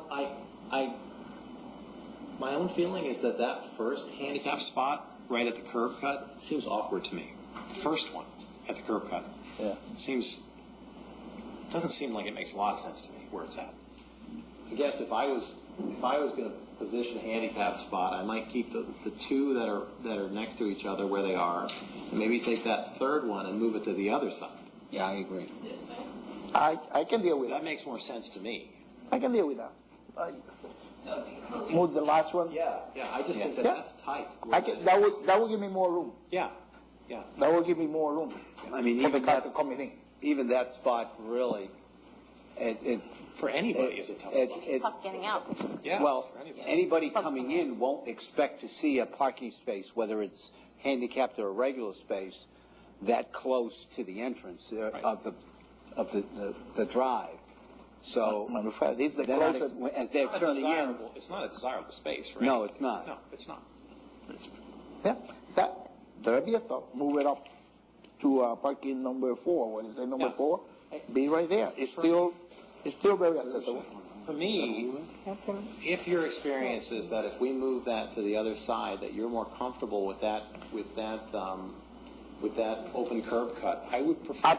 I feel more comfortable. Because I prefer the curb cut that's closer to the building to be left open than the one far right. Then I feel more comfortable if the first handicap parking is being moved to where you got space number 4 now. Okay. Yeah. Are you all set? Yep. Okay. Ms. Long. Do you want to skip me for a minute, please? Sure. Mr. Colton. I think the only thing that caught my attention was the idea the existence or even temporary closure of that third curb cut. Until something's really definitively decided that something's going to go there, it's always going to look as though, you know, we've put a curb cut there for something that's not there. And so I think until that opportunity arises, that's the appropriate time to come in and start talking about it. But in the meantime, at least it would look like a finished. I'm looking at the street and the streetscape, what that represents for the streetscape, and the more interruptions you have on that view of the streetscape, the less. I think it's more of a distraction. So that would be my comment about that. Can you clarify that? Because I don't understand what you're saying. This curb cut, the elimination or maintaining it and just having it for some future project that who knows when and where. And I would prefer seeing it. I would prefer seeing it closed. Raised Thought we to a were proper talking about sidewalk, that. is what Yeah. you're saying. Raised to a Yeah. proper sidewalk. No, I'm talking about that one. Now I'm confused, because I thought we were talking about the About center the one close, the one where the handicap close to spaces the are. building? Right, that's the one That's I this thought one. was- No, that's this one you're talking about. No. He's talking about the far, He's talking yeah. about this, No, this one. yeah, that one. yeah, but I thought Mr. Ortiz was talking about the center. Oh, that's a center different closed. story. Yeah. That's a whole different story. Right, so what are you saying? You I'm want talking- that closed, or Yeah. you want just finished, Yeah. closed? Yeah, and when it's time Rather to do than- something, you do it. And right now, it's just a series of disruptions, as I consider them. Yeah. And at least we have the opportunity of making that look like a finished, closed space with landscaping. When the time comes, when you decide to do what you're going to do, that we look at it then. That makes a lot of sense. I have to tell you, I got a bone about me that's highly efficient, and you don't want to throw things away. You know, when you're storing things and you start to pack rat. Similarly, I look at this and I go, it's probably going to get used. Let's not do anything with it. But when's it going to get used? Who knows? Right. Maybe it's just better to just get it right, and then 20 years down the road, if that gets used, we turn it back into a curb. That's the only comment I would have on it. So are you done? I'm done. I have two Okay. comments. Yes, Now Ms. I'm Long. totally confused on curb cuts, because from Mr. Ortiz, his comment, I agree with him on that. Not being a handicapped person, but from listening to your perspective of when people back out, that center, and I'm not referring to that curb cut. If you're going to take one out, I would have take that one out in the center. That makes it a safer circulation, but I wouldn't want to take all the rest of them out personally, because I don't like all of them eliminated. So I would say take that middle curb cut out. That's my opinion on that. And then there was a letter. I'm having trouble with things opening in here. It's okay. Keep losing my connection. What do you need? It's three. Two There's is a fine. Two is fine. Either one. Either or. Right. Yeah, Well, either or. So the curb cut, my vote would be for Mr. Ortiz, the middle one, That would be fine. to eliminate that one. And then there's a letter in the packet regarding a neighbor, one of the abutters, about a fence. Is the fence, it's, 655-14. right, thank you. Do you want that? I can pull it up. No, they just were referring to, they wanted some fencing, and I know it says on the plan that the existing fence is going to remain, but I think there was some request for updating of the fence. The neighbor wanted to see if a new fence was being installed along the Rather than the eastern existing. property line. So I'm to go wondering along the what the rear. They wanted to know if it was an existing, was going to remain, or are you going to put a new fence in? I don't really have any plans, but the way the conversation's going, you'd like me to put a new fence in. Right, that comment came up in that letter, and I believe Really that was the reading focus, and then something to do with the paving and stormwater management, and I believe that's been addressed through staff meetings with DPW, even though we don't have a final letter, I guess. It sounds like DPW has no comments other than their rote usual conditions that you would have to go and get their, you'd have to get a street permit from them anyhow. So regardless of what we do. But other than that, I don't have any comments. I do thank you for updating this property, especially across the street from a property that we're working on to get going. And I think it would be awesome to see that. Right. And especially the use that you have, being a less intensive use. I don't see it being problematic. I think it would be great for the neighborhood. You have CVS Health across the street. And you have the new John J. Brady Housing Authority down there. So I think, thank you for coming in, and thank you for doing It's it. my pleasure. Really, if you see our other properties and you see how we keep our properties, we keep exquisite properties. And that's, when you're doing orthodontics, that's what you're doing. You're doing aesthetics. That's good. You're orthodontist, so that's all about aesthetics, It's all too. about aesthetics. Right. And so we create facilities that are really, not your typical, we try to make it really awesome. So I think you'll be really pleased with it when you drive Oh, by. I do have one other question. When were you planning on trying to get in? When would you want to start work? As an orthodontist, do you mean practicing? No, to get your building. No, I'm not asking you about your specific. Immediately. immediately. All Oh, right. yeah. So you're looking to get a permit as soon as possible. Yeah, in fact, we've actually been spending a little bit of time already removing the equipment. I don't know if you know what happened at that building, but the Building's a wreck. restaurateur is in his 90s, and he just one day just said, "I'm done," and he just locked the door, walked out. And if you walked in that building, you would think there was still money in the cash register. I mean, he walked out like it was like he could have opened the next day or just never come back, and he never came back. Well, I can tell you that as a former town meeting member, that used to be our hangout after town meeting. So, Sure. Well, this is a really nice bar, actually. A nice right. area there. So I've been there a lot. But we've It was pulled all the tired, equipment out of there. tired. The equipment was there's a lot of equipment in there. This board, prior to me, used to, hang out there. after a board That was a meeting. very big hangout for elected officials. Been closed for a while. I said before me. So yeah, we're looking to get in there. We have a 20-day wait period, of course, after an Right. approval here, and then I'm going to be filing for permits and trying to get in there. So therefore, there was a reason I asked you that. So, now I just want to understand, the building is like about 5,500 square feet? Oh, I think it's a little more than that. Okay. I think it's pushing 6,000. Okay. And you're going to be utilizing the building its entirety? I know it's big.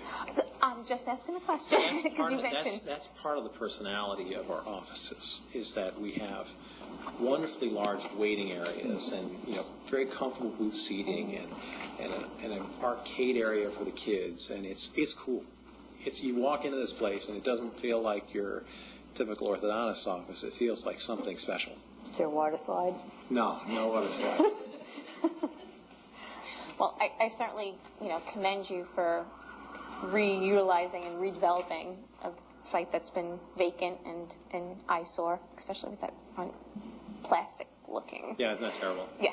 It feels like something that's very retro and could be very cool if it was ever restored. No, it'd but be great if someplace it was else. a greenhouse, but that's not what is there. Correct. Can't stay there. Correct. So I certainly, commend you for that, in taking this approach to, increase the landscaping on the property, make it something more aesthetically pleasing, consistent with the neighborhood, and, satisfying the parking requirement, but at the same time recognizing that not all of that parking you need. Right. So, and I appreciate, also having, worked with Ms. Loomis in advance to develop the landscaping plan. And That we worked takes... with Rob King, the town engineer. Great. So. I've worked with Rob actually in the past in Somerville, so Rob's an old friend. Excellent. We have some really nice facilities, and when I get into the front of the boards in for example, Somerville, and I ask to do something on a project, their comments are usually, "We know what you do with projects. We're okay with this because it's you." And I'm saying that because I do have a reputation for doing really pretty work. You're in That's the good wrong to hear. business. No, I'm in the right business. I'm in the business where I create beautiful things, and that's a great business. So, nope, that's very much appreciated. Now, I also heard, too, in your agreement or comments that you would replace the fence along the rear of the property line? That's not a big deal. We can do that. It's rickety anyways. It's not as if... Well, see, it's only going to improve the aesthetics of your property. See, the funny thing is that we're here to require me to do things, but the reality is that the things we do are automatic anyways. So we keep it pretty nice. All of our facilities are pretty nice. And that's a long fence anyways. But that'll be, what we'll put up there is going to be a cedar fence. Why? Because it's low maintenance. We're going to put a nice cedar fence in there. It's going to be fantastic, and I'm not going to have to stare at things breaking down all the time. Excellent. Thank you. Alan, Yes, Mr. Ortiz. can I ask the question? Yes. One more. What time do you think that the dumpster will be picked up? Oh, I don't know. I guess that We don't relates know. more to, I mean, we don't know relates when more to the the dumpster be schedule. picked. Because you got residential right behind, Yeah. and you want a dumpster be picked up at 3 o'clock in the morning. Because those You can't do drivers, it when 3 they o'clock in the morning. You lift it, they must- bang, no, bang. No, you must have a zoning ordinance that is probably at the earliest it can be 7 No. a.m. No, I'm seeing them we pick up at 3, condition it. 4 o'clock in the morning. But I think we can make that a Condition condition. it. That's why we want to make sure that in the decision. I'm we waiting to hear insert the that we response don't in want terms that of the dumpster to be picked up at those hours. Well, other cities, I mean, I guess I didn't know that you didn't have that, but in other cities, you know, No. they have a zoning ordinance. We It's a don't. It's under their noise ordinance.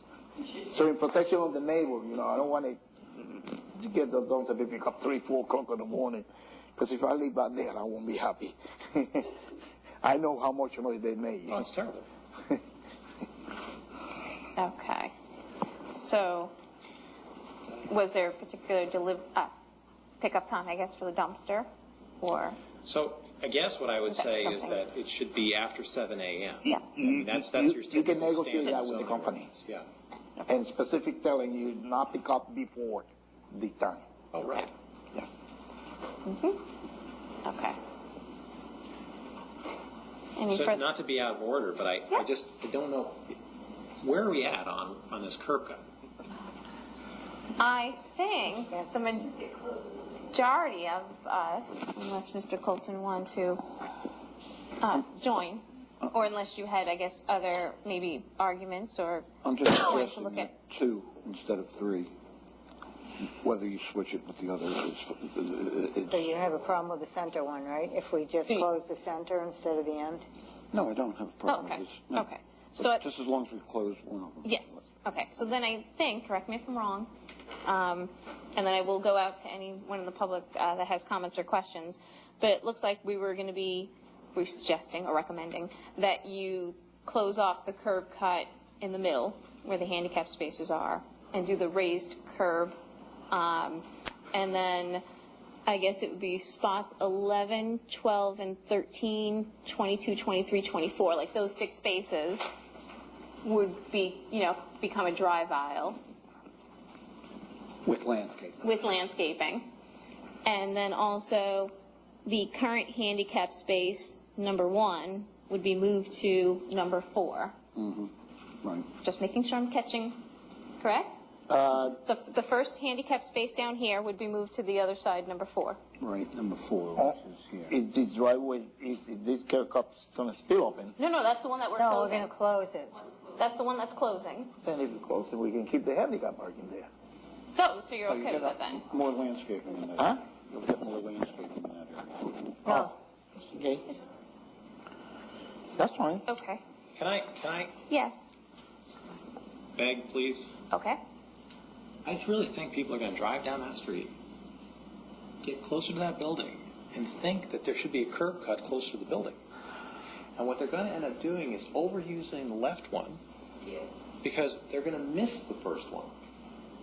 And I feel like if we, to accommodate his request, moving the 1 to the 4, leaving the center curb cut, I really think that that's going to be the most natural curb cut to leave open and close the far right one.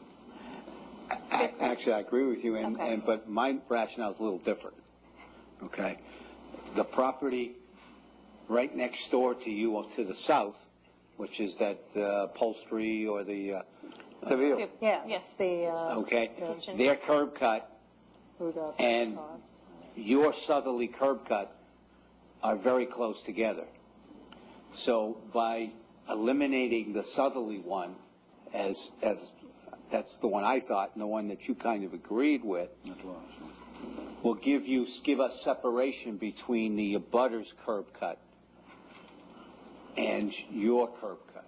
So to me, it makes sense to close off the most southerly far right curb cut, the far right one, That's correct, yes. which would avoid the conflict between your abutter and any of your I feel good about patrons. that. That makes And a that's lot what, So now we're agreeing. that's what I was thinking Okay. when we were in the parking lot. So that's what Mr. Colton was Right. saying. I just want to make sure that we're Okay. all agreeing then on the same curb cut that we're talking about here. So the opening is next to the handicap space. But we're going to move that first handicap space Space to up. space number 4. Right. Correct. Okay. Okay. Just checking. Just very quick, you're required to have 43 parking spaces. He has 49. So if you remove the 6 for the circulation, plus you remove space number 1, that's 7, and that's 1 too many. So But you we need to wouldn't make one. remove space number 1. So you would just make it. It's just the regular Okay. space. The Just handicap making space sure. would go 4. Yes. Perfect. Then we're. It's just 4. Yes. Okay. Yeah. Thanks. Just making sure. Still, that might be a little conflict with that space being utilized. But maybe, Well, I think the drive aisle would be 2.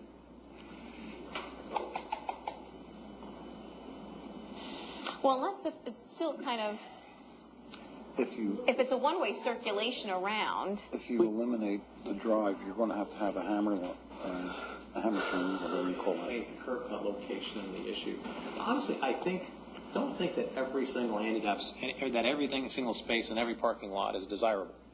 I think it's for the, and this, after all, is a dental office. So I know you have this number 43, but how many times am I going to have 43 cars in that lot? True, and I mean, I don't know how many, my other question too that I was going to ask, now that I remembered, is how many employees you were going to have on site. Not more than 10 at a time. So by the time you've gotten that office, that space is going to be empty. And there's going to be other empty spaces there at any time.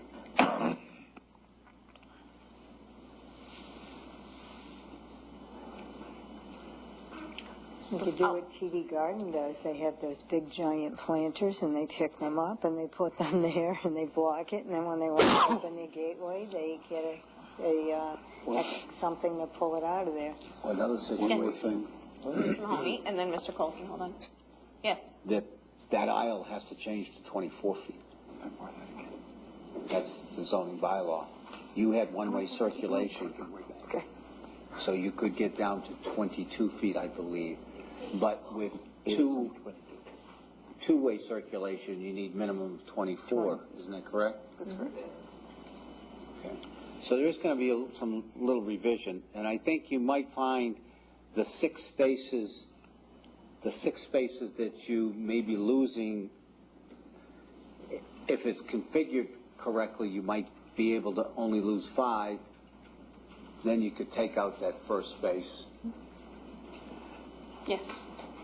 So I think your engineer might be able to do some creative stuff I think there's to plenty work. of room there to make this happen. Correct. There's plenty of room there to make that happen, whether it's what she was suggesting a moment ago, which was shift the entire group over a little bit. I mean, you have a lot of landscaping as it is. You might even be able to shift the landscaping slightly.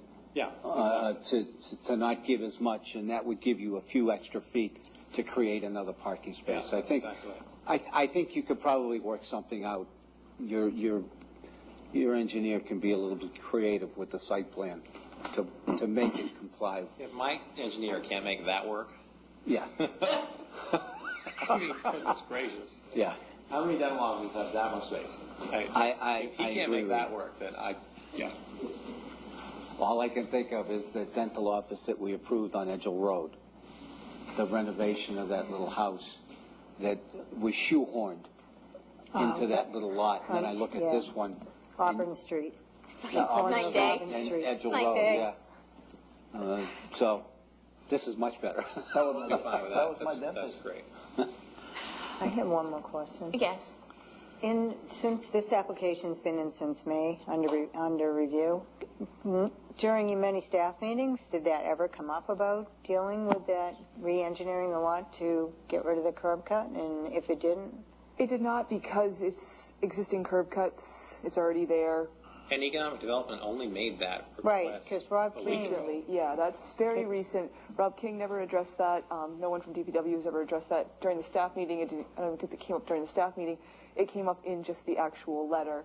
But and the reason I ask that is because if we go this route, that means you can't vote this decision tonight. And I know he's in a hurry to get this thing done. It's been hanging around. I know not in front of us, but through staff. So I don't know if we can vote something that needs a revised plan. Well, could we leave it at a staff level? you could vote it contingent on making those changes as we discussed here Right, tonight. I know. We've done that before, but in the past it's always been we don't have revised plans, and that's always been a holdup. And I've always thought we can vote things without that as long as contingency of As a long as vote. you specifically call out the items that you want changed, so it's got to be 1, remove the 5 parking Right, spaces. 2, specifically call those out. Yes, you can vote it tonight as long as the modifications are made. There's a 20-day appeal period, as always. And then the board usually signs the plans after the appeal period's over because Right, but I just had wondered why this never came up in all that time, all of a It sudden this never became an was issue? brought up because it wasn't really. I mean, Also, you've got to remember too, there may be future widening. In Well, that that was the area. thing I was So thinking too of. that's why it wasn't really. You didn't really have to regranite that curve because if it gets widened, then that's coming out anyway. Because part of me is like, I'd rather just leave it alone the way it is, and the other part of me is like, it would not be a bad thing to reduce the parking because of our. I'd like to nurture that first part a So- little bit. Because Well, I'm I just really saying, still for look at me, this. I've looked at this and at that comment coming at the nth hour, and I can't understand why DPW wouldn't have said something, especially if you work with Rob King, who's very thorough. I don't understand why that never came up out of Struck me DPW. later in this conversation, we developed this conversation and came back to your last point, which is that there's a width issue here. I guess originally when we started the conversation, I kind of interpreted from you that we would have a two-way opportunity here. But then you mentioned there's a width issue here, which then makes me go back to saying, okay, if there's a width issue here, then maybe we're better with the one-way circulation as it is. So I'm kind of chasing my tail a little bit on this. We can go any way, but the other thing is too is on the other side you have a 28-foot, wide width for the drive aisle. So if it was shifted, Shifting 2 feet. yeah, if it was shifted, oh, okay. Yeah, you're going to get closing- the 2 feet on the other side. So you have closing the curve 24 and anyway. 26, Oh, okay. which would have the two-way. You're closing that Right, curve no? anyway. You're shaking your head. If you shift the entire drive aisle over to accommodate for the 28 feet, the reason why there's 28 feet is because it actually dips in about 6 feet into the landscaping. So now, right now, the parking line is lined up perfectly with the actual curb cut opening on that side. Therefore, if you shift it, the cars are going to be, their butts are going to be hanging over into the drive aisle 2 feet. So if I'm pulling straight in, But we're eliminating that southerly We're curb cut. eliminating that close cut, not curb cut. that's the reason. to get well, rid the of question curb comes cut. down to is, are we eliminating it or not? Because we keep kind of moving I'm back just and forth. bringing up the arguments for and against, because personally, this is, I We'll- couldn't that's what we're understand if proposing, DPW eliminating hadn't the curb cut. suggested or recommended it. So we I can don't know shift. why we'd want to change it. If the curb cut stays intact, then the shift over Doesn't work, I work. agree.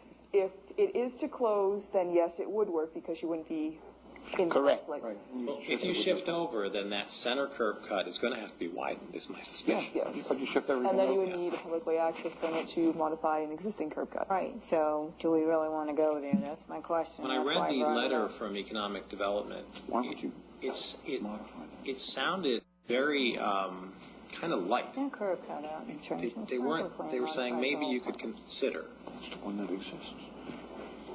I'm throwing it out there because to shift everything. we could spend a lot of time, energy, and money to do anything.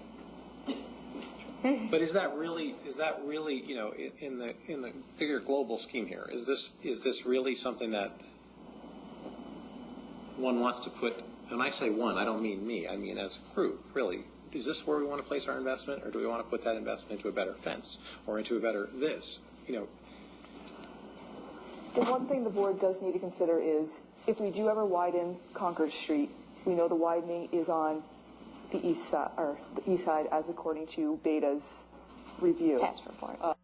And that first curb cut would be needing to be altered because we know it's the gas station, we know it's the upholstery, and it was a portion of this property.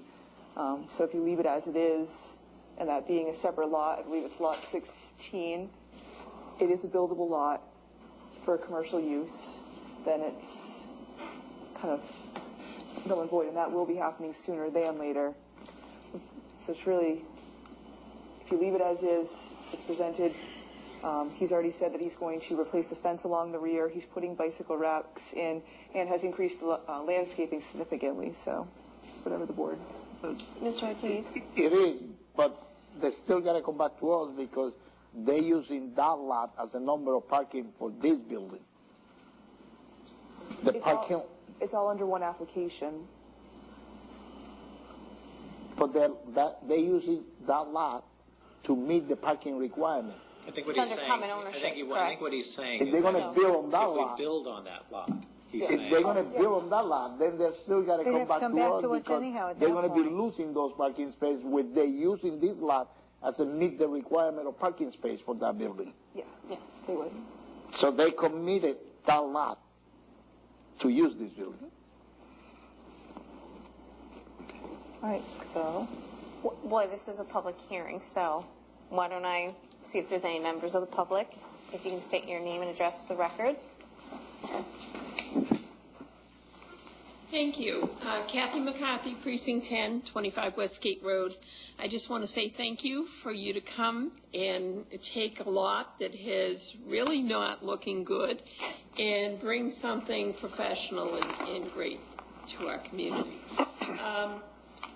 I did have concerns about the width of the aisle that's closest to the building, the middle aisle, because I think that's going to be the most popular place to park, closest to the building, handicapped or not. And so therefore, I would prefer you to shift the middle aisle over a little bit. And to tell you the truth, when I'm driving down, if I see 3 curb cuts, that gets confusing. And so I think by keeping the middle one closest to the building and moving those spaces over so you have a better aisle to people to back up, not to like hit each other as they're backing up and all. That aisle looks a little bit small, so if you can do something with that, that would be great. The other thing, and I brought this up on several different things, is I don't know where you're going to have any deliveries. Could be FedEx, whatever. But oftentimes, almost all the time, they sit and park in the handicap spaces or right outside so you can't get in. So I don't know if you have a plan on that, but if you can consider that as to where you're going to get your deliveries, that would be wonderful. Thank you. Thank you. Are there other members of the board, public that wish to comment? Okay. I'll bring it back to the board. Yes, Mr. Ortiz. Just seeing, which doesn't seem peculiar, but once we see a more close to it, you another parking space, you show it as a two-way circulation, but you only show 22 feet wide. It has to be 24.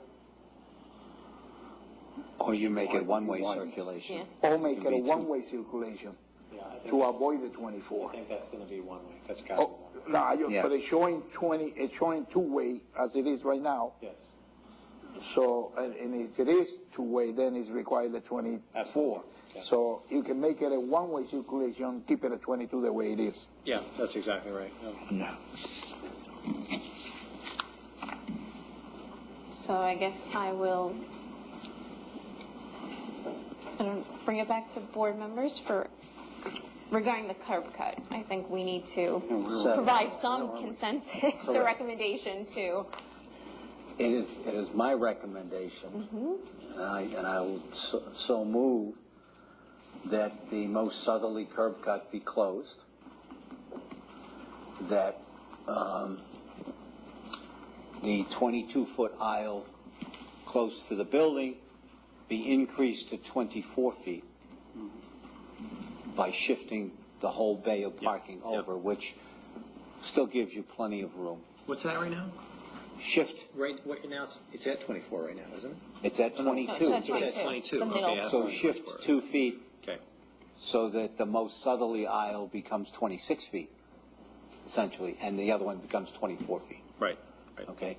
And the reconfiguration of those parking spaces for circulation around that bay. And move the handicap. And move the handicap space up. And if you can, I guess that's the motion right now. And if you can reconfigure it to eliminate space 1. To move it, right. Because I mean, even though maybe you could just stripe it or something, land bank that one space. Let's maybe that's the way to go. Landscape it. But that would put us under. If you land bank it, it's not. No, you have to maintain that space, otherwise we'll be deficient. He won't make his 43 spaces if you take that space out. But if you land bank that space, then I believe then it would comply, wouldn't it? What does land bank mean? In other words, if you find that reserve you it for need it, if future you're, use, you know, if you need it. if your lot was completely full and you needed that space, then you could build that space. Oh, okay. That's the way I'm looking at it. So basically, it would still be a part of your 43 count that's required for parking spaces, but it would be But striped not- over and not used. Oh, it would be Well, striped, no. not landscaped. Rather than strike the one. I thought you were going to landscape. I'm sorry. Yeah, why not landscape? Sorry, I didn't hear the landscaping, sorry. So it would be landscaped. Yeah, I'd rather see Yep, landscaping on yep. it. So it But would be if you need landscaped. it- I didn't hear it. Go ahead. You could always strip the landscaping off.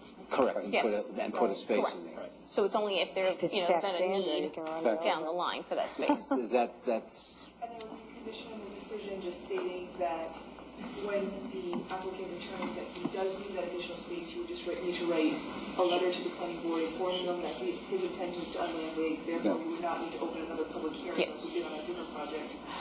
Correct. So, just write a letter. Yes. and then fine. finally that the two northerly aisles be one-way circulation. No, why? Because they don't meet. They don't meet what's in the bylaws. They're going to be 24 feet. though. Can't meet. No, not the ones on the Then the side northern street. one on the other side. Oh, okay. The ones off of Harrison, All right, then- because they're only 22, huh? But And the these are two fence. existing curb cuts. And the fence. Don't forget the Mr. fence. Mahoney, are you going to add the fence in the rear? Oh, and the recommendation of a new fence in the back, Thank you. I guess. Is that, Do you have a height request on that fence? it's 6 feet. Yeah, Is no more. anything over 6 requires a variance, so it's got to be 6 feet Yeah. only. Cedar.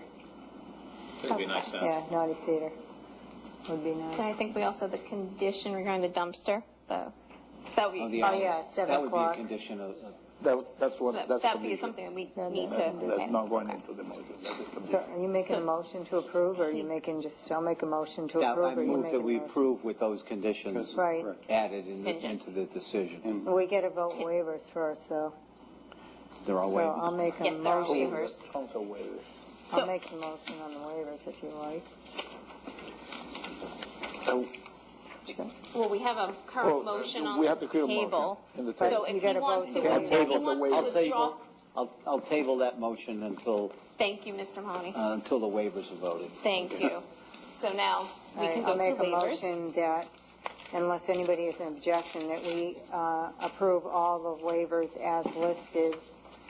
And I'll name them off, and I'm not going to do them individually. Just, it includes a waiver of verification information meeting, posting of community sign, requirements for sign submittal, waive the scale, waive the locus plan, waive the submittal requirements for building elevations, traffic assessment, community assessment, environmental assessment, let's see, community impact, fiscal impact, parking impact, and photometrics. I'll make a motion that we waive all of those as one item. Okay, is there a second on the motion? No. I have a question about the photometric. Okay. What is the waiver on the photometric? Submission of the plan? Submission, submittal, because he's not changing our, He's not It's already changing there. anything with respect to lighting. So what's already there? Do we know what? he already went through that. We have a motion on the floor that should have been discussed before we had a motion on the All floor. right, okay. Is there a So then I'll second? second the waivers. Thank you, Mr. Mahoney. Any further discussion? Hearing none. All those in favor of approving the waivers? Any opposition, abstentions? 500. Then I No. would move that the planning board table. approve the minor site plan review, right? Yeah, minor site plan. Minor site plan review for 505-517 Concord Street as presented in document, what's the number of the document? 557. 657A, Point of and order. as discussed. Hold on. Point Yes. of order, Yes, we have a motion table. we have to take it off the table. You have to take it off the table Okay. before we, I'll make a motion that we Vote on take the that, site plan. Take it off the table. yes. Okay, thank you. That's why I said off the Okay, table. that's fine. So Then we I have move- motion, Then I second. move that the Framing and Planning Board approve the application for minor site plan review for 505 and 517 Concord Street as discussed here tonight, with the modifications discussed here tonight. Okay. And further, not sign off, how do we want to word that about the Just with the plan set? conditions. Contingent Subject. upon, yes, subject to the receipt the of receipt of all those per the revised. administrator. Okay, I'll sounds second good. that. I second it. Okay, thank you, Ms. Long. Any further discussion on the motion? Seeing none. All those in favor? Any opposition, abstentions? 500. And what I was referring to being in the wrong business was that you do teeth, but you should do architecture or design. You know, I get a little bit of that outlet though in these buildings that we work on, and I really do. I'm telling you guys, when you drive by that, think of me, because it'll be a lot of love in that building. We'll want to come in and get our teeth done, right? Well, go for it, but I hope even if you don't, Even I hope if I when you don't drive need by, it. you think of me, because it'll be beautiful. Are we done? Yes. They're done. Okay, great. Greatly appreciate that. Thank Thanks, you. guys. Thank you. Thanks, man. Next on the agenda, we have the approval of minutes, which is Document 653-14. Put it down. I'll make a motion that the planning board approve the minutes of October 8th, document 653-14 as presented. Second. Thank you, Mr. Colton. Any further discussion on the minutes? Seeing none. Those in favor of approval of the minutes as written? Any opposition, abstentions? We have one, so let the record show it's 401, because Mr. Mahoney was not present for that meeting. Okay.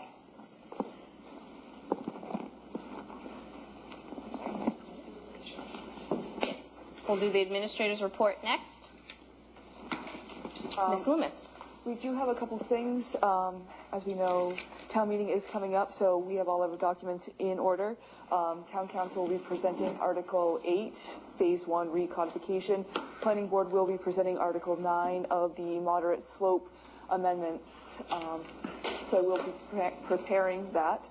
Another item, one of our applicants that was previously in front of the planning board for 32 Checkerberry has requested a modification to the site plan.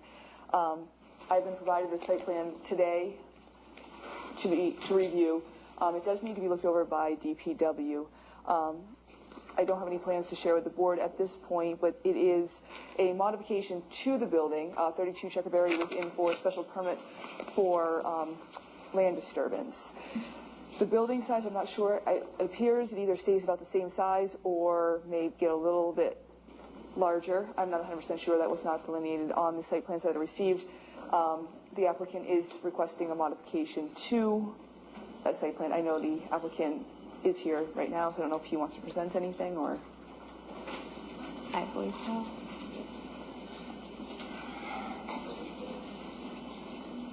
Hello. I thought you got rid of it. This is a plan that came in today. Just looking to change the house plan, nothing else. Joe Sullivan, engineer, and he had previous commitments, and he couldn't attend tonight. But he drafted a letter, and he put his seal on it because he studied this.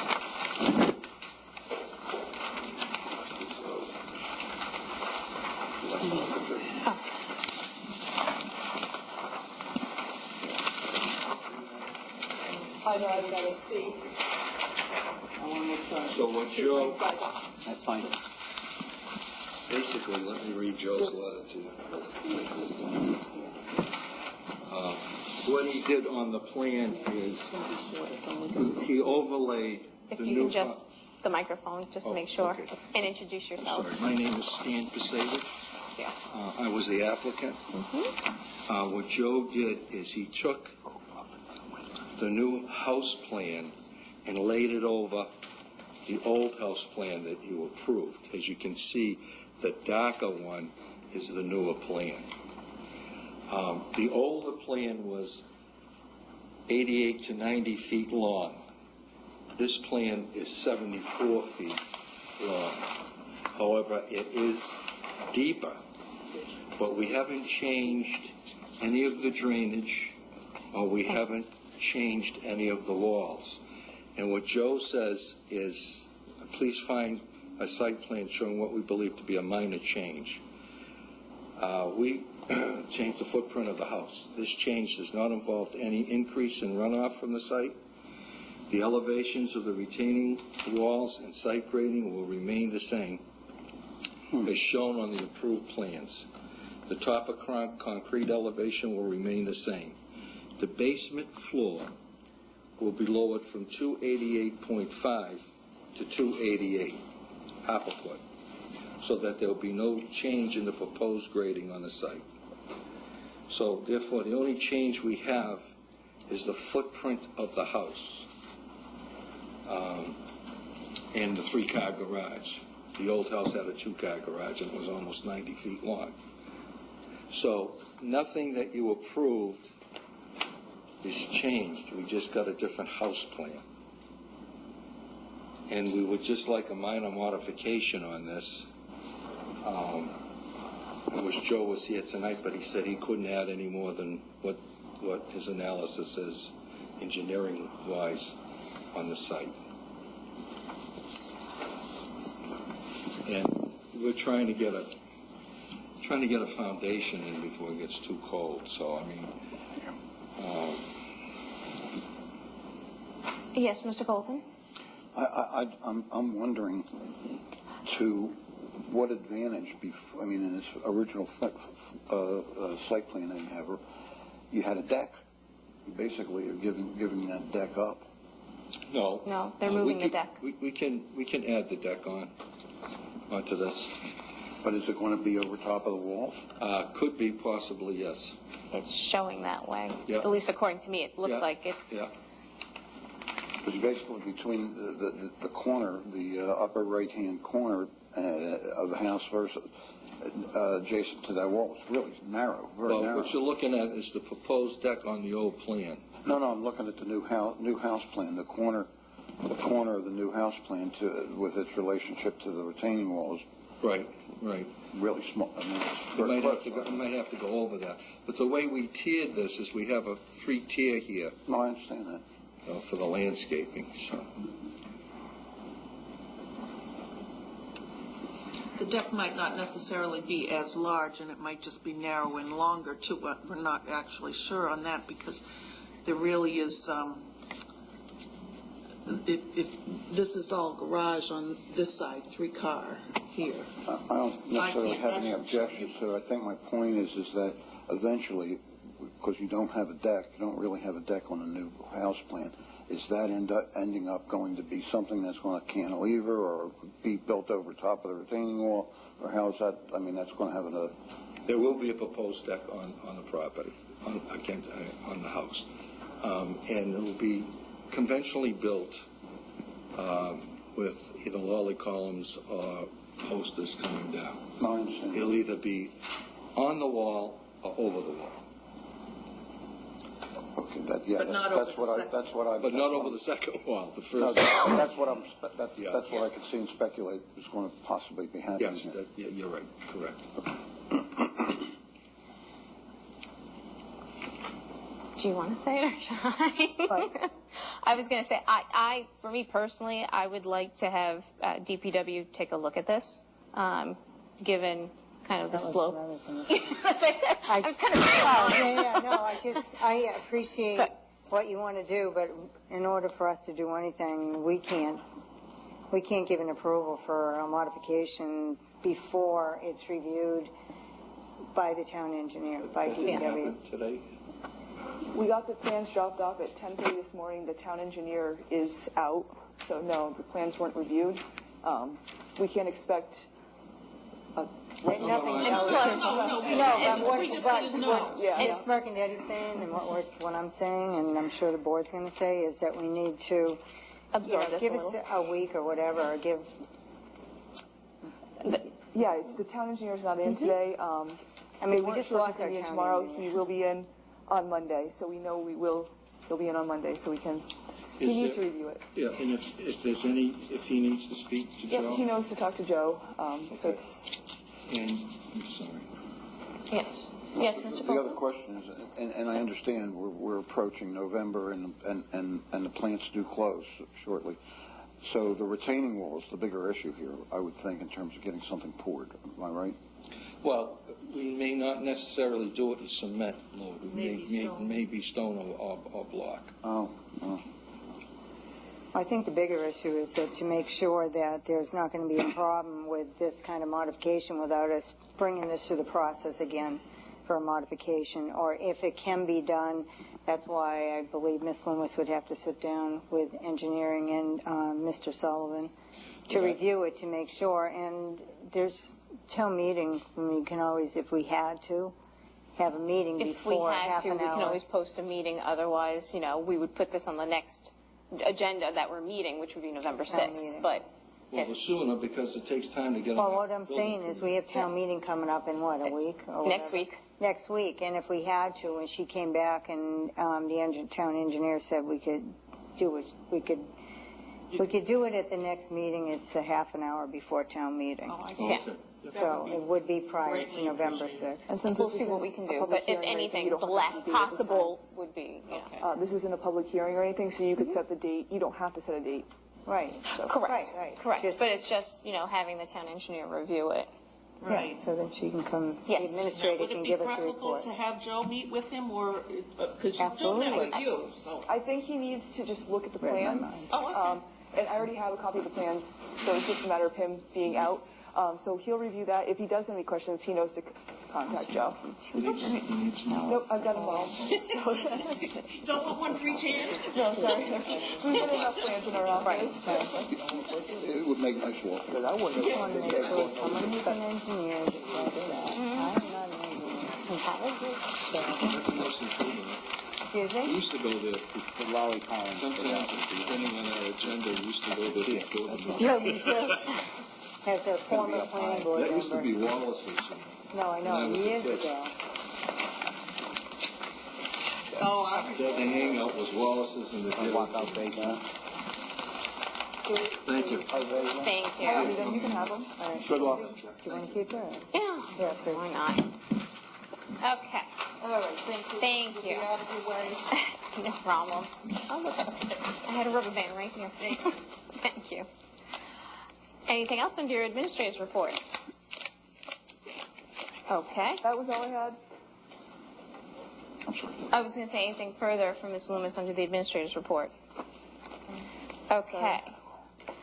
Then with that, yes? Can we do member reports first? Sure. Let's do member reports first. Is there anyone that would like to do a member report? Nope. It's just me. Yes, Ms. Long. Did you have a meeting? Oh, I went to the real property meeting this week, and they voted unanimously to support the article on snow property for conservation, basically. So, and I think it was 11-0. I didn't write it down, the count, but it was unanimous, and it was well attended. So, that's my report. And then Yes. Then I'll report on the Traffic and Roadway Safety Committee from last night. The residents of Nixon Road have started the process to put in traffic calming devices. They came last month's meeting, and the police department has put out their stealth counters, and they also increased visibility as far as police presence up on Nixon Road. They took counts. What's interesting is they took counts in September at October, at two different times, but they also had counts from 2008 as well as 2003. 2003 to 2014, what's that, 14 years, traffic has increased by 800 cars a day. Wow. That's it. Really? That's like 70 cars a year. Okay, so there's really not much change in the traffic in the last 11 years on Nixon Road. But, and the speeds that they got, the average speed it's posted at 25, but the average speed from 2003 to now has essentially remained the same, roughly at about 36 miles per hour. So the police department says that's pretty consistent. But they're still starting the process to do the traffic calmings, but the committee is not too hopeful that they'll go forward with it. But we are still going through the process of the town's traffic calming policy. We're following that to the T. Possibility is that probably the next step might be to get a consultant on board to tell them that really it's not warranted. I think really the deterrent on that road is the road itself. Yeah. It's obviously the neighbors are concerned, residents are concerned that there's no sidewalks. Well, that's a rural road. Yeah. They're concerned with people, people riding bikes or walking on the road. But that road in general is narrow. As much as you should be walking and biking and everything else, but really not in that area. That's my opinion. So there was a lot of discussion, a lot of neighbors that were there, but they're moving forward. So. Thank you. Can you just Yes. back up? And they put traffic calming on Edmonds Road Yes. recently, because I heard a lot of complaints. People call me, complain about it. What's interesting is one of the neighbors on Nixon Road has been watching it and said since July there's been 5 accidents on Edmonds Road. For the traffic. Due to the traffic calming. Just because they're not used to it. And they're all right in the vicinity of some of those tables. The people are not expecting to see them. Is really what it is. It's an education. I'm sure. Mr. Colton, did you have a report? I do. I didn't want to forget. Yes. Met with NWRC today. Yes. And a very good meeting. Some of the things that were discussed were and they were quite interested in knowing what we were doing in our proposal on the TDRs about the rail trail extensions and how we're possibly integrating that with maybe we talk about that. So there, a lot of the surrounding towns are working very diligently on rail trail issues and extending them. So there was quite a bit of conversation about that. And what was interesting was listening to a number of the communities discuss their recodifications. They're all very interested. That's why I brought up the point, should we copyright ours before they get their hands on it? So there was very interesting discussions about also our town manager has been having extensive discussions, and I was not aware of that, about economic development with other surrounding communities. So I wasn't aware they were doing that. That was interesting. Thank you. One quick item, process or procedural item, is that we do need a vote to suspend the rules and regs for November 6th because I continued the 120 Waverly Street hearing without testimony to that date. Thank you. Is there a second on the motion? We already have a bunch of hearings, so this would be... It's a motion to suspend the rules and regulations for the planning board to allow for additional hearings on November 6th, because we have about 5 of them, I believe, on that night. Yes, we have a couple of new ones. Luckily, I'll second it. Thank you.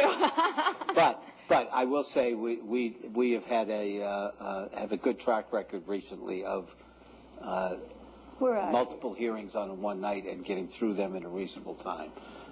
So that's... Because we're that good. That is good. We are that good. There's a motion and a second. Any further discussion? Seeing none, all those in favor? Any opposition? Seeing none, 5-0-0 on that procedural item. Mr. Ortiz does have to leave at 9:30, and of course 3 minutes is not going to allow a fruitful discussion on the last remaining item as well as the TDR. So what I would like to do is then just adjourn since we have no other business, and we'll table this item to the next meeting. Okay. Do you want me to send the TDR to, so let's wait on that. Well, motion to adjourn then, is that what you want? Yes, yeah. Is there a second? Second. Thank you. All those in favor? 500. The meeting is adjourned at 9:27. The Government Channel, a service of the Town of Framingham. The Government Channel broadcasts meetings and events held by the Town of Framingham. Governmental proceedings are cablecast live to inform residents and encourage participation in local government. Some of the programming provided keeps residents abreast of road closings, construction updates, recycling efforts, public safety information, and special events in the community. The Government Channel is the best source for direct access to your Framingham government. The Government Channel. Stay connected, stay informed.